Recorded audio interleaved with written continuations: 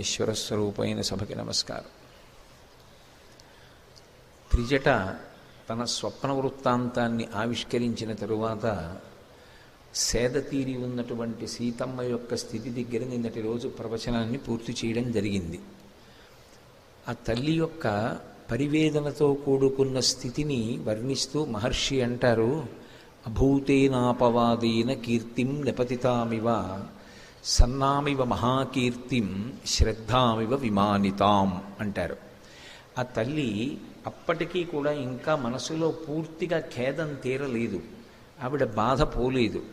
అందుకే అభూతేనాపవాదేన కీర్తిం నిపతితామివ, ఎంతో పేరు ప్రతిష్టలున్న వ్యక్తికి ఎంతో కష్టపడి జీవితంలో ధర్మాన్ని మాత్రమే ఆశ్రయించి నిరంతరము భగవద్భక్తితో బ్రతికేటటువంటి వ్యక్తి మీద ఒక అపనింద వచ్చి పడితే అకస్మాత్తుగా ఆయన యొక్క కీర్తి ప్రశ్నార్థకమైందనుకోండి, ఆయన ఇటువంటి పని చేశారా అని 10 మంది అడిగేటటువంటి సమయము ఒకటి వచ్చిందనుకోండి, అప్పుడు ఆ వ్యక్తి మనసు ఎంత గాయపడి ఉంటుందో, 10 మందిలో నవ్వుతూ తిరుగుతున్నా ఆయన లోపల మాత్రం ఎంత కలుక్కుమంటున్న మనసుతో ఉంటాడో అలా ఉందిట అమ్మవారు. నిజంగా వాల్మీకి మహర్షి వేసినటువంటి ఉపమానాలు కొన్ని మనకి దొరుకుతాయి, బాహ్యంలో మనం చూడవచ్చు. ఏదో వేట కుక్కల మధ్యలో మిగిలిపోయినటువంటి ఒక్కలీడి పిల్ల అన్నారనుకోండి, దాన్ని ఊహించవచ్చు, అది ఎదురుగుండా దొరుకుతాయి కూడా అటువంటి సన్నివేశాలు. ఇవి మనసుతో ఊహ చేసి మానసిక స్థితి అలా ఉన్నటువంటి వ్యక్తి ఎలా ఉంటాడో సీతమ్మ తల్లి అలా ఉంటుంది అని ఆలోచించినప్పుడు అభూతేనాపవాదేన, పోని వచ్చిన అపవాదు సత్యమైతే అయ్యో నేను పొరపాటు చేశాను, ఆ పొరపాటు వల్ల ఇప్పుడు ఈ బాధ అనుభవిస్తున్నాను అని సరిపెట్టుకుంటాడు. ఆయన చేసిన పొరపాటు లేదు, చేసిన తప్పు లేదు, ఆయన ఎప్పుడూ త్రికరణ శుద్ధిగానే ప్రవర్తించాడు, ఎప్పుడూ ధర్మ మార్గాన్నే అనుష్ఠించాడు. ఆయన ఎన్నడూ ఎవరి జోలికి వెళ్ళినవాడు కాడు. అటువంటి వాడి మీద అసత్యంతో కూడుకున్నటువంటి అపవాదు ఒకటి మోపబడింది. అప్పుడు ఆయన కీర్తి అకస్మాత్తుగా క్షీణించింది. ఆయన ఎంత బాధపడతాడో అలా ఉంది అమ్మవారు. కానీ ఇందులో మీరు ఒకటి ఆలోచించండి, అపవాదు అసత్యం, అది నిజంగా ఆయన చేసిన దోషం కాదు. ఆయన్ని బాధ పెట్టాలనో లేకపోతే కాలంలో అలా ఆయన గతంలో చేసుకున్న కర్మ పోవడానికో, లేదా ఎంత కష్టం వచ్చినటువంటి వ్యక్తి అయినా సరే తట్టుకు నిలబడగలిగితే వాడే చరిత్రని నిర్మించగలుగుతాడు అని భవిష్యత్ తరాలకి మార్గదర్శనం చెయ్యడానికో, ఈశ్వరుడు ఏర్పాటు చేసినటువంటి వ్యవస్థలో అసత్యమైనటువంటి దోషం ఎవరి మీద ఆరోపింపబడిందో అది కాలంలో ఎప్పటికో అప్పటికి ఎగిరిపోతుంది. ఎగిరిపోయి రెట్టించినటువంటి వైభవంతో మళ్ళీ ఆయన కీర్తి ప్రకాశిస్తుంది. ఇవాళ అలా ఉన్నటువంటి సీతమ్మ ఎప్పటికీ అలా ఉండిపోదు, ఆవిడ మళ్ళీ సంతోషంగా తిరిగేటటువంటి రోజు వస్తుంది. ఆరోపింపబడినటువంటి అపవాదు అసత్యమైనప్పుడు అది కొంతకాలానికి ఎలా ఎగిరిపోతుందో, సత్యం ఎలా ప్రకాశిస్తుందో, సీతమ్మ మళ్ళీ పరమ సంతోషంతో ఉండేటటువంటి రోజులు ముందున్నాయి. చెప్పకుండా చెప్పడం సుందరకాండ, మనసు చేత అనుభవించి అటువంటి విషయాన్ని ఊహ చేసినంత మాత్రం చేతనే మనసులో సహృదయం ఉన్నవాడికి అయ్యో అనిపిస్తుంది. అసలు సీతమ్మ యొక్క దైన్యాన్ని, ఆవిడ పొందినటువంటి దుఃఖాన్ని ఆలోచన చేసినప్పుడు అలా అనిపించినటువంటి హృదయం ఏదుందో వాడు సహృదయుడు. అటువంటి సహృదయుడికే కావ్యం చదవడానికి అధికారం ఉంటుంది. అభూతేనాపవాదేన కీర్తిం నిపతితామివ ఆమ్నాయనామయోగేన విద్యాం ప్రశిథిలామివ. ఆమ్నాయనామయోగి, ఆయన యోగి, ఆయన ఆమ్నాయం చేస్తుంటాడు. ఆమ్నాయము అన్న మాట వేదానికి అన్వయం అవుతూ ఉంటుంది.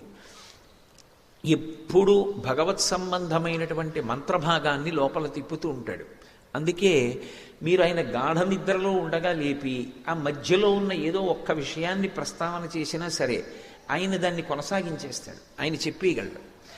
అంతలా చెప్పగలిగినటువంటి ధారణ దీని చేత వచ్చింది అంటే కేవలం దాన్ని అదే పనిగా బట్టి పట్టడం వల్ల వచ్చింది కాదది.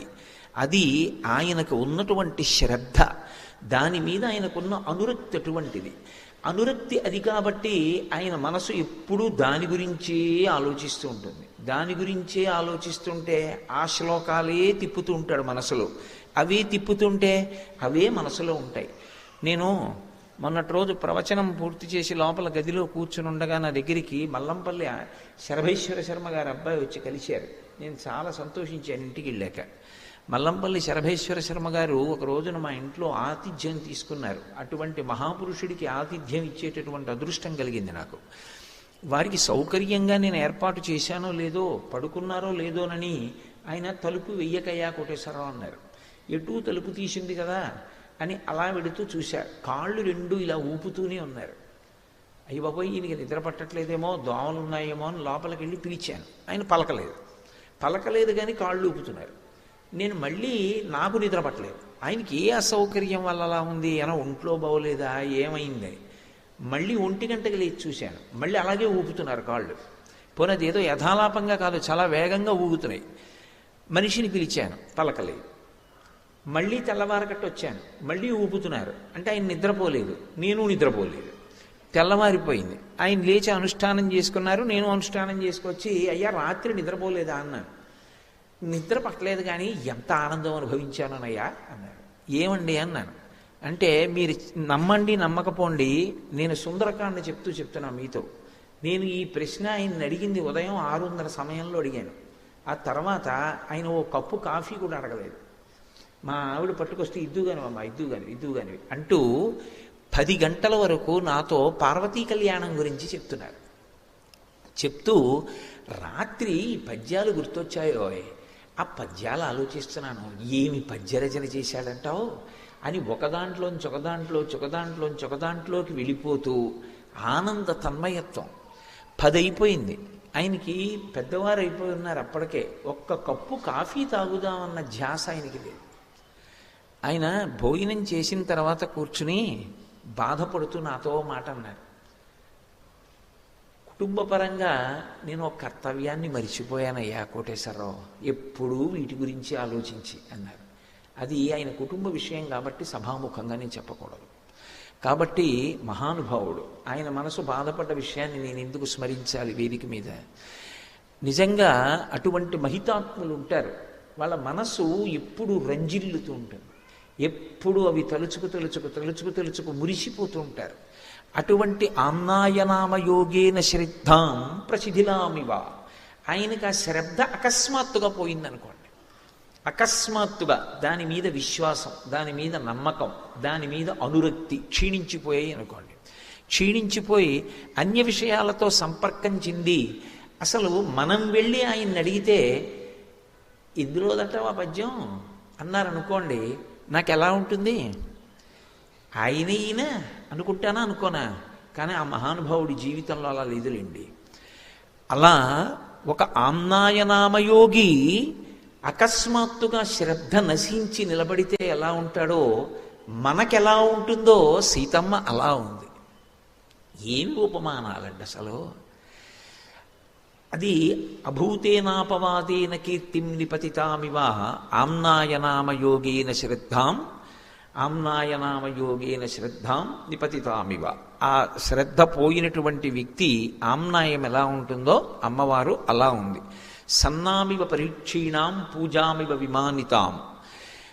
ఒక వ్యక్తి పూజ చేస్తూ ఉంటే పరమాద్భుతమైనటువంటి పూజ అంటే ఇక్కడ మీరు ఒకటి గమనించాలి. పూజ చూసి అనుభవించేది కాదు. అసలు నిజానికి వేరొకరి పూజ మీరు చూస్తున్నారనుకోండి, ఆయన చేస్తున్న పూజ చూసి మీరు ఆనందించడానికి ఏమీ ఉండదు. బాగా పూజ చేయగలిగిన వాడి పూజ చూస్తే అది ఒక పిచ్చడి పూజలో ఉంటుంది.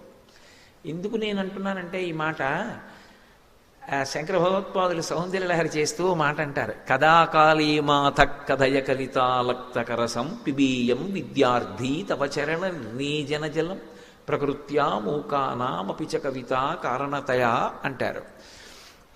ఇదో పాదయో పాద్యం సమర్పయామి అన్నాననుకోండి, నా బోటిగాడైతే ఇలా ఉద్ధరణితో తీసి నీళ్లు పోసేసి తర్వాత ఉపచారంలోకి వెళ్ళిపోతాడు. ఎందుకంటే మనసు అక్కడ ఉంటే కదూ, ఉన్నా ఒక్క క్షణం రమించేది ఏముంటుంది? కానీ నిజంగా పూజలో రమించగలిగిన వ్యక్తి ఒకడు ఉన్నాడు అనుకోండి, ఆయన ఇలా పాత్ర తీసి చేత్తో పట్టుకుని అలాగే ఉండిపోతాడు అరగంట. అంతే, ఆయన పూజ అయిపోయింది. ఎందుకంటే ఆయనకి నిజంగా ఆ పార్వతీ పరమేశ్వరుల యొక్క పాదారవిందములు కనపడతాయి. బంగారు పళ్ళెంలో మల్లెపూలు పరచి, స్వామి కాళ్ళు కడుగుతాను, పాదాలు పైకెత్తండి అంటే స్వామి ఇలా పంచ పైకెత్తి ఇలా 2 కాళ్ళు పెడితే, అమ్మవారు తన చీర పైకెత్తి పెడితే ఆ పరమశివుని పాదములకున్నటువంటి మంజీరములు, అమ్మవారి పాదములకున్నటువంటి మంజీరములు కనపడుతుంటే, పసుపు కుంకం పారాణితో ఉన్నటువంటి ఆ పాదాల మీద భార్య బంగారు చెంబుతో నీళ్లు పోస్తే, నీళ్లల్లో మునిగి ఉన్నటువంటి ఆ పాదాల్ని బహు సౌకుమార్యంగా కడుగుతున్నప్పుడు మరి మంజీరం అడ్డు రాదు. ఎడంచేత్తో మంజీరం ఇలా ఎత్తి పట్టుకుని ఆయన కాలు వెనక, అమ్మ కాళ్ళ వెనక కడిగి, పసుపు ఎరుపుగా ఉన్నటువంటి ఆ నీళ్లు ఎడంచేత్తో ఉద్ధరిణితో తీయడం ఇష్టం లేక ఇలా చూస్తే, భార్య ఉద్ధరిణితో తీసిస్తే తాను వాటిని ఇలా పట్టుకుని ఆ సువాసనలు గుబాళిస్తున్న నీటిని 3 మాటలు తీర్థంగా పుచ్చుకుని ఆ పళ్ళెం పక్కకి తీసి ఆ పాదాలు తుడుస్తున్న భావన చేస్తూ ధ్యానమునందు మగ్నుడై ఉన్నాడు అనుకోండి. పాదయోహో పాద్యం సమర్పయామి, ఆయన అలాగే ఉంటాడు. ఆ గిన్నెట్టు ఆ పాత్ర పట్టుకున్నవాడు పాత్ర పట్టుకుని అలాగే ఉంటాడు. చూసిన వాడికి ఏమర్థం అవుతుంది?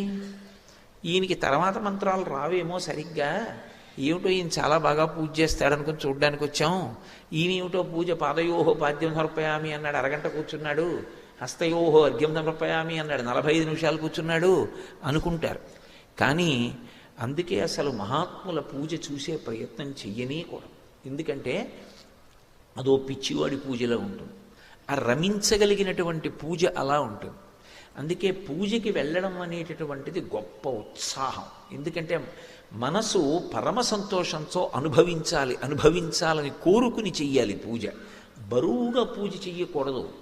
అటువంటి పూజ అకస్మాత్తుగా పరమయాంత్రికంగా చేయడం మొదలుపెట్టాడు అనుకోండి, అసలు ఏదో ఆవాహయామి దగ్గర నుంచి గడగడ చదివి నైవేద్యం అన్న దగ్గర ఆగుతుంది అనుకోండి ఆ మంత్రం. అన్నీ ఇలాగే టకటకటకటకటక చేసేయడమే, తమలపాకుతో ఇలా చల్లేయడమే అయిపోయింది అనుకోండి. అప్పుడు ఆ పూజ చూసి ఈ పూజ చూశారనుకోండి, మీరేమనుకుంటారు? ఇటు ఒకనాడు అలా ఉండిపోయేవాడు, ఏమంటే ఎందుకు అలా ఉండిపోయారు అని అడిగితే ఇదంతా చెప్పి కళ్ళమ్మట నీరు కార్చి ఇవాళ ఏమనుభవించానయ్యా, చాలయ్యా జీవితానికి అని పరవశించిపోయేవాడే. ఇవాళ ఏమిటి అంత యాంత్రిక పూజ చేశాడు అనుకుంటారా? అనుకోరా? అలా పూజ క్షీణించిపోతే ఎలా ఉంటుందో అమ్మవారు అలా ఉందట సీతమ్మ.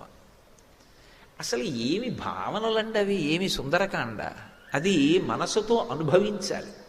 ఇందులో చిత్రం ఏమిటంటే, మనసులో అనుభవించాలంటే పూజామివ పరీక్షీణాం ఆశాం ప్రతిహతామివ అని నేను అన్నప్పుడు, అసలు పూజ చేసేటటువంటి వ్యక్తి రమించిపోవడం అంటే ఏమిటి? త్రికరణములు ఏకీకృతమైనటువంటి వ్యక్తి ఎలా ఉంటాడు? శంకర భగవత్పాదులంతటి వారు సౌందర్యలహరిలో అడిగింది అది. ఎవరు? సాక్షాత్తు శివపార్వతుల సమాగమ స్వరూపమైన శంకర భగవత్పాదులు పిబేయం విద్యార్థి తవ చరణ నిర్మీజన జలం అని అడిగారు. అమ్మా, నేను విద్యార్థినై నీ కాళ్ళు కడిగిన ఆ పసుపు పారాణి కలిసినటువంటి ఆ నీళ్లు సువాసనలు గుబాళిస్తున్నవి, ఆ తీర్థం ఇప్పుడు తాగుతానమ్మా జన్మలో అని అడిగారు. అది భౌతికంగా లభిస్తుందా? మానసికంగా లభించాలి. పూజలో మనసు నిలబడాలి. నిలబడి చేసిన పూజ ఎంత ఆనందాన్ని ఇస్తుందో, అలా పూజ చెయ్యగలిగిన వ్యక్తి మనసు నిలబడక యాంత్రిక పూజ చేసి అయిపోయిందని పీఠమించి లేచాడు అనుకోండి, ఆయనకే ఎంత బాధగా ఉంటుంది. ఎంత అనుభవించేవాడిని పూజ, ఏ మనసే నిలబట్టలేదు అని. అది పోనీ చూసిన వాడికంటే అర్థం కాలేదు, కనీసం చేసిన వాడికి అనిపిస్తుందా ఏమిట్రా ఈ పూజ ఇలా చేస్తున్నాను అని? అది క్షీణించిపోయిన పూజ ఎలా ఉందో అమ్మవారు చూడ్డానికి అలా ఉందిట. ఆ ఉపమానం బయట ఎక్కడైనా వస్తు రూపంలో అసలు దొరుకుతుందా? దొరకదు.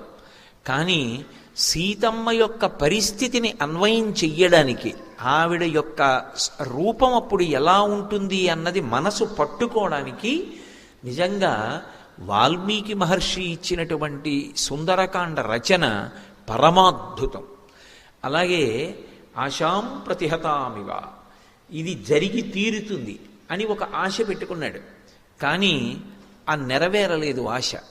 నెరవేరని ఆశ మనిషిని ఏ రూపంతో ఎటువంటి లక్షణంతో నిలబడుతుందో అలా అమ్మవారు కనపడుతోంది. అలా ఉన్నటువంటి తల్లిని పైనుంచి చూసి మురిసిపోతున్నారు స్వామి హనుమ. ఎందుకని? ఇంతమంది కాంచనలంకలో సంతోషంగా ఉన్నారు, సంతోషంగా లేని వ్యక్తి అన్న వాళ్ళు ఆయనకి కనపడలేదు. ఎవరు చూసినా సంతోషంగా ఉన్నారు. ఒక్క ఆవిడే ఏడుస్తోంది. ఎవరు ఏడుస్తోందో ఆవిడిది నిజమైన సౌందర్యం. ఎందుకని అంటే ఆమె భర్త కోసం శోకిస్తోంది తప్ప కేవలం అందరూ ఎలా భోగం అనుభవిస్తున్నారో అలా భోగం అనుభవించడం తన జీవితానికి ప్రధానమని అనుకోవట్లేదు. ధర్మాన్ని పాటించడం నిజమైన భోగం అనుకుంటోంది. ఇది సీతారాములంటే, ఇది సౌందర్యం అంటే. మిగిలిన వాళ్ళకి సుఖం అంతా ఎక్కడుంది అంటే భోగాన్ని అనుభవించడంలో ఉంది, విషయ సుఖాన్ని పొందడంలో ఉంది. ఏదైనా ఓ మధుర పదార్థం తినడం సంతోషం, ఓ మంచి పరుపు మీద పడుకోవడం సంతోషం, ఓ మంచి సంగీతం వినడం సంతోషం. రాముడికి ధర్మాన్ని పాటించడం సంతోషం. ఏది ధర్మమో దాన్ని చేస్తే రాముడు సంతోషంగా ఉంటాడు. అందుకే రాముడు నవమి నాడు పుడతాడు. నవమికి ఒక విచిత్రం ఉంది. నవమి అంటే 9 అని కాదు. 9 ఒకట్ల 9, 9 2 18, 8 1 9, 9 3 27, 7 2 9, 9 4 36, 6 3 9, 9 5 45, 4 5 9, ఇలా ఏదో 9 6 54. నేను లెక్కల్లో కొంచెం బలహీనుండి, ఇలా గబగబా చెప్పగలను లేదో కూడా ఎక్కం. 9 7 63. అలా ఏది కలపండి మళ్ళీ 9 వస్తూ ఉంటుంది. రాముణ్ణి ఎంత హెచ్చవేయండి అంటే ఎన్ని కష్టాలు రానివ్వండి, ఎన్ని సుఖాలు రానివ్వండి, లోపల రాముడు మాత్రం చాలా ప్రశాంతంగా ఉంటాడు. ఎందుకో తెలుసా? నేను ధర్మమే పట్టుకుని ఉన్నానా, అదొక్కటే రాముడి శాంతిగా ఉండడానికి కారణం. నేను ధర్మాన్ని విడిచిపెట్టలేదు, పరమ సంతోషంగా ఉంటాడు. నేను ధర్మాన్ని విడిచిపెట్టేశాను అన్న క్షణం ఏదైనా ఉంటే రాముడు గుండెల బాదుకుని ఏడ్చి తల రాతికేసి కొట్టేసుకుంటాడు. రామాయణంలో అలా లేదు. అంటే రాముడు ఎన్నడూ కూడా ధర్మాన్ని తప్పలేదు. అలాగే సీతమ్మ కూడా ఎన్నడూ ధర్మం తప్పదు. ఇది తుల్యశీలావయో వృత్తాం తుల్యాభిజన లక్షణాం రాఘవోర్హతి వైదేహీం తం చేయమసితేక్షణ. ఇవాళ ఈ శరీరంతో సుఖంగా ఉండడానికి మనం ఏం ఆలోచించవచ్చు? అది కాదు ఆవిడికి కావలసింది. నేను ధార్మికంగా ఉండి సంతోషించానా, అదొక్కటే కావాలి. ధర్మం పోయి సంతోషం ఉంటుందంటే ఆవిడికి అక్కర్లేదు. మీరు అందుకే రామాయణంలో ఉండేటటువంటి వైచిత్రి చూడండి. రాముడికి సుఖమే కావాలి అనుకుంటే ఉత్తర క్షణంలో రామాయణంలో ఉండకూడని కాండ సుందరకాండ. ఎందుకో తెలుసా? అసలు ఆ సుందరకాండకున్న గొప్పతనం అది. అసలు ఉండకూడని కాండ ఉంది. ఎందుకుంది అంటే రాముడి ధర్మం వలన ఉంది. రాముడు ధర్మం తప్పితే సుందరకాండ పోతుంది. ఎందువల్ల అంటారా? కిష్కింధకాండలో సుగ్రీవుడితో స్నేహం చేసుకోవడం మానేసి వాలితో స్నేహం చేశాడు అనుకోండి. వాలి అంటే రావణాసురుడికి అపారమైనటువంటి భయం. 4 సముద్రాల్లో ముంచి తోకకి చుట్టి తీసుకెళ్లి ఇంట్లో పడేశాడు. చిటిక వేస్తే పరిగెత్తుకొస్తాడు. వాలితో స్నేహం చేసుకుంటే వాలి వెంటనే రావణుణ్ణి పిలిచి సీతమ్మనిచ్చేయి అంటే ఇచ్చేస్తాడు. కానీ వాలితో స్నేహం చేసి సీతమ్మని ఎందుకు పొందలేదు అంటే వాలే ధర్మం తప్పాడు. తమ్ముడు బ్రతికున్నాడని తెలిసి తమ్ముడి భార్య అయినటువంటి రుమతో తాను కలిసి ఉంటున్నాడు. మరి నిన్న మీరు ప్రశ్న వేయచ్చు, మరి వాలి కూడా అలా పూర్వం ఇంతకుముందు సుగ్రీవుడు కూడా తారతో ఉన్నాడుగా వాలి భార్యతో. మరి అప్పుడు సుగ్రీవుడికి తప్పు కాదా అంటే సంధ్యావందనం చేసేటటువంటి వానర జాతికి ఒక నియమం ఉంది.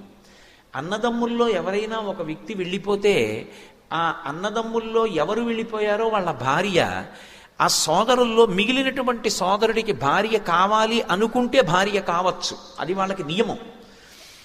ఒకప్పుడు వాలి బిలంలోకి వెళ్ళాడు దుందుబితో యుద్ధం చేయడానికి. వెళ్ళి ఇక తిరిగి రాలేదు, చనిపోయాడు అనుకున్నారు. సుగ్రీవుడు కూడా అందులో ఏం కాపట్యం లేదు, చనిపోయాడు అనుకుని రాయి అడ్డు పెట్టి వచ్చేశాడు. అందరూ చనిపోయాడనే అనుకున్నారు. తన భర్త చనిపోయాడు అనుకుని వాలి భార్య తార సుగ్రీవుడి దగ్గర చేరింది. కాబట్టి సుగ్రీవుడికి ధర్మదోషం రాలేదు. కానీ సుగ్రీవుడు బ్రతికున్నాడని తెలిసి తరిమి కొట్టి సుగ్రీవుడి భార్య రుమని తన భార్యగా అనుభవించాడు వాలి. కాబట్టి ధర్మం తప్పాడు. ధర్మం తప్పిన వాడితో స్నేహం చేసుకుని నా భార్యను నేను తెచ్చుకోను. ధర్మంలో ఉన్నవాడితో స్నేహం చేసుకుని కష్టపడైనా నా భార్యను తెచ్చుకుంటాను. ఈ అకుంఠిత దీక్షతో నిలబడ్డాడు కాబట్టి సుందరకాండ యుద్ధకాండ వచ్చాయి. లేకపోతే అసలు రాముడు ధర్మాత్ముడు కాకపోతే సుందరకాండే లేదు. సుందరకాండ ఉంది అంటే, సుందరకాండ ఉంటే కదా యుద్ధకాండ ఉండడం. కాబట్టి అసలు సుందరకాండ ఉంది అంటే రాముడి ధర్మం. రాముడంత ధర్మాత్ముడు కానీ సీతమ్మ ధర్మాత్మురాలు కాదనుకోండి, అసలు రామ కథకు అర్థమే లేదు. ఇంకా రాముడికి ఆలయము లేదు, రాముడి కథ లేదు. ఎందుకని అంటే అసలు నా నోటితో అలా ఉచ్చరించడం కూడా నాకు ఇష్టం లేదు. సీతమ్మ మనసులోనైనా సరే ఎప్పుడైనా నిజమే రావణుడు చెప్తున్నది అసలు రాముడు ఉన్నాడో లేడో, ఇలా ఎందుకు నా జీవితాన్ని పాడు చేసుకోవడం అని ఆలోచించింది అనుకోండి, ఇంకేమి సీతారాములు, ఇంకేమి దాంపత్యం, ఇంకెందుకు ఈ దేవాలయాలు. త్రేతాయుగం అయిపోయిన తర్వాత, ద్వాపరయుగం అయిపోయిన తర్వాత కలియుగంలో కూడా ఇంత కీర్తి. ఎక్కడైనా వామనమూర్తి లక్ష్మీదేవి దేవాలయం ఉందనుకోండి, ఆయన వామనమూర్తి దేవాలయం అదని మనకి తెలియదు అనుకోండి. ఉలగళంద పెరుమాళ్ళని కాంచీపురంలో ఉంది. అది చూస్తే మనం లక్ష్మీనారాయణుల దేవాలయం అంటాం, వామనమూర్తి గుడి అనం. ఓ మత్స్యమూర్తికి ఉంటే లక్ష్మీనారాయణుల దేవాలయం అంటాం. కానీ లక్ష్మీదేవి సీతమ్మగా, విష్ణుమూర్తే రాముడిగా వచ్చిన లక్ష్మీనారాయణుల గుడి అనం, సీతారాములనే అంటాం. సీత అమ్మ అని కూడా వదిలిపెట్టాం, సీతమ్మ తల్లి అంటాం. ఎందుకు అమ్మ తల్లి రెండు మాటలు అంటే ఆవిడ మీద మనకున్న మమకారం. దేనివల్ల మమకారం అంటే ఆవిడ ధర్మం. ఆవిడ పతివ్రత ధర్మాన్ని అలా పాటించింది మనసులో కూడా ఎన్నడూ. అందుకే సుందరకాండలో ఆవిడే పరీక్ష పెట్టుకుంది. నేను రాముని తప్ప అన్యపురుషుని మనసు యందు ఎరుగనదానినైతే హనుమ తోకకు పెట్టబడిన అగ్నిహోత్రము చల్లబడుగాక. పంచభూతములలో ఒక భూతం తన యొక్క ధర్మాన్ని విడిచిపెట్టి ప్రవర్తించాలంది. అలాగే అగ్నిహోత్రం చల్లబడిపోయింది. అంటే అది సుందరకాండ. ఎవరి ధర్మాన్ని వాళ్ళు నిరూపణం చేసుకున్నారు. అనుష్ఠించిన ధర్మం రక్షించి తీరుతుంది. ధర్మం రక్షించి తీరుతుందన్న ఉత్సాహం ప్రజలలో నింపకపోతే సాహిత్యం ధర్మం పట్టుకున్నవాడు పాడైపోయిన సందర్భాల్ని చూపిస్తే అసలు లోకంలో ధర్మం ఎందుకు నిలబడుతుంది? ధర్మం పట్టుకోగలిగితే ఎప్పటికైనా నువ్వు విజేతవి.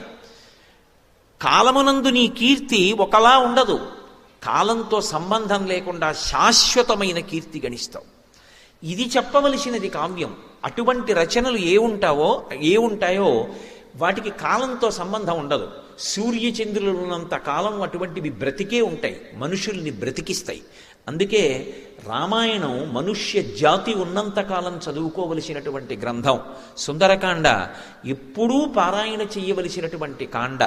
అందుకే ఆ తల్లి ఎంతో బాధపడింది. అంత దుఃఖంతో కూడుకున్న స్థితిలో శిశుపావృక్షం కింద కూర్చునుంది. అకస్మాత్తుగా ఆ తల్లికి ఒక విశేషమైనటువంటి విపరీతమైనటువంటి ఆలోచన వచ్చింది. ఆలోచన వస్తున్నప్పుడు ఆవిడ పడుతున్నటువంటి బాధ చేత ఆమె మనసు ఎటువంటి వ్యగ్రతని పొందిందో ఆవిష్కరించింది.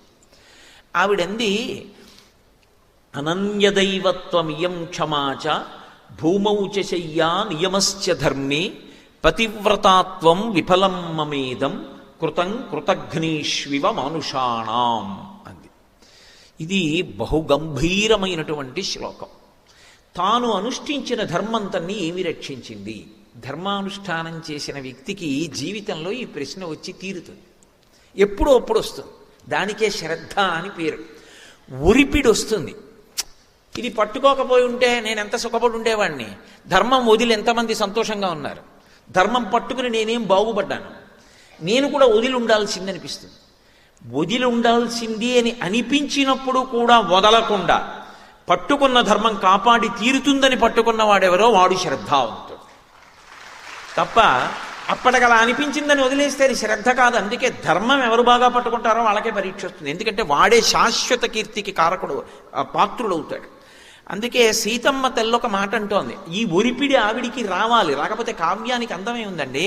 సీతారాముల కథ మధురాతి మధురమైన కథ, దానికి ఏ తత్వాలు చెప్పక్కర్లేదు. రామకథని రామకథగా చెప్తే చాలు. ఎన్ని మాటలు విన్నా మధురమే. మీకెవరికి రామాయణం తెలీదా?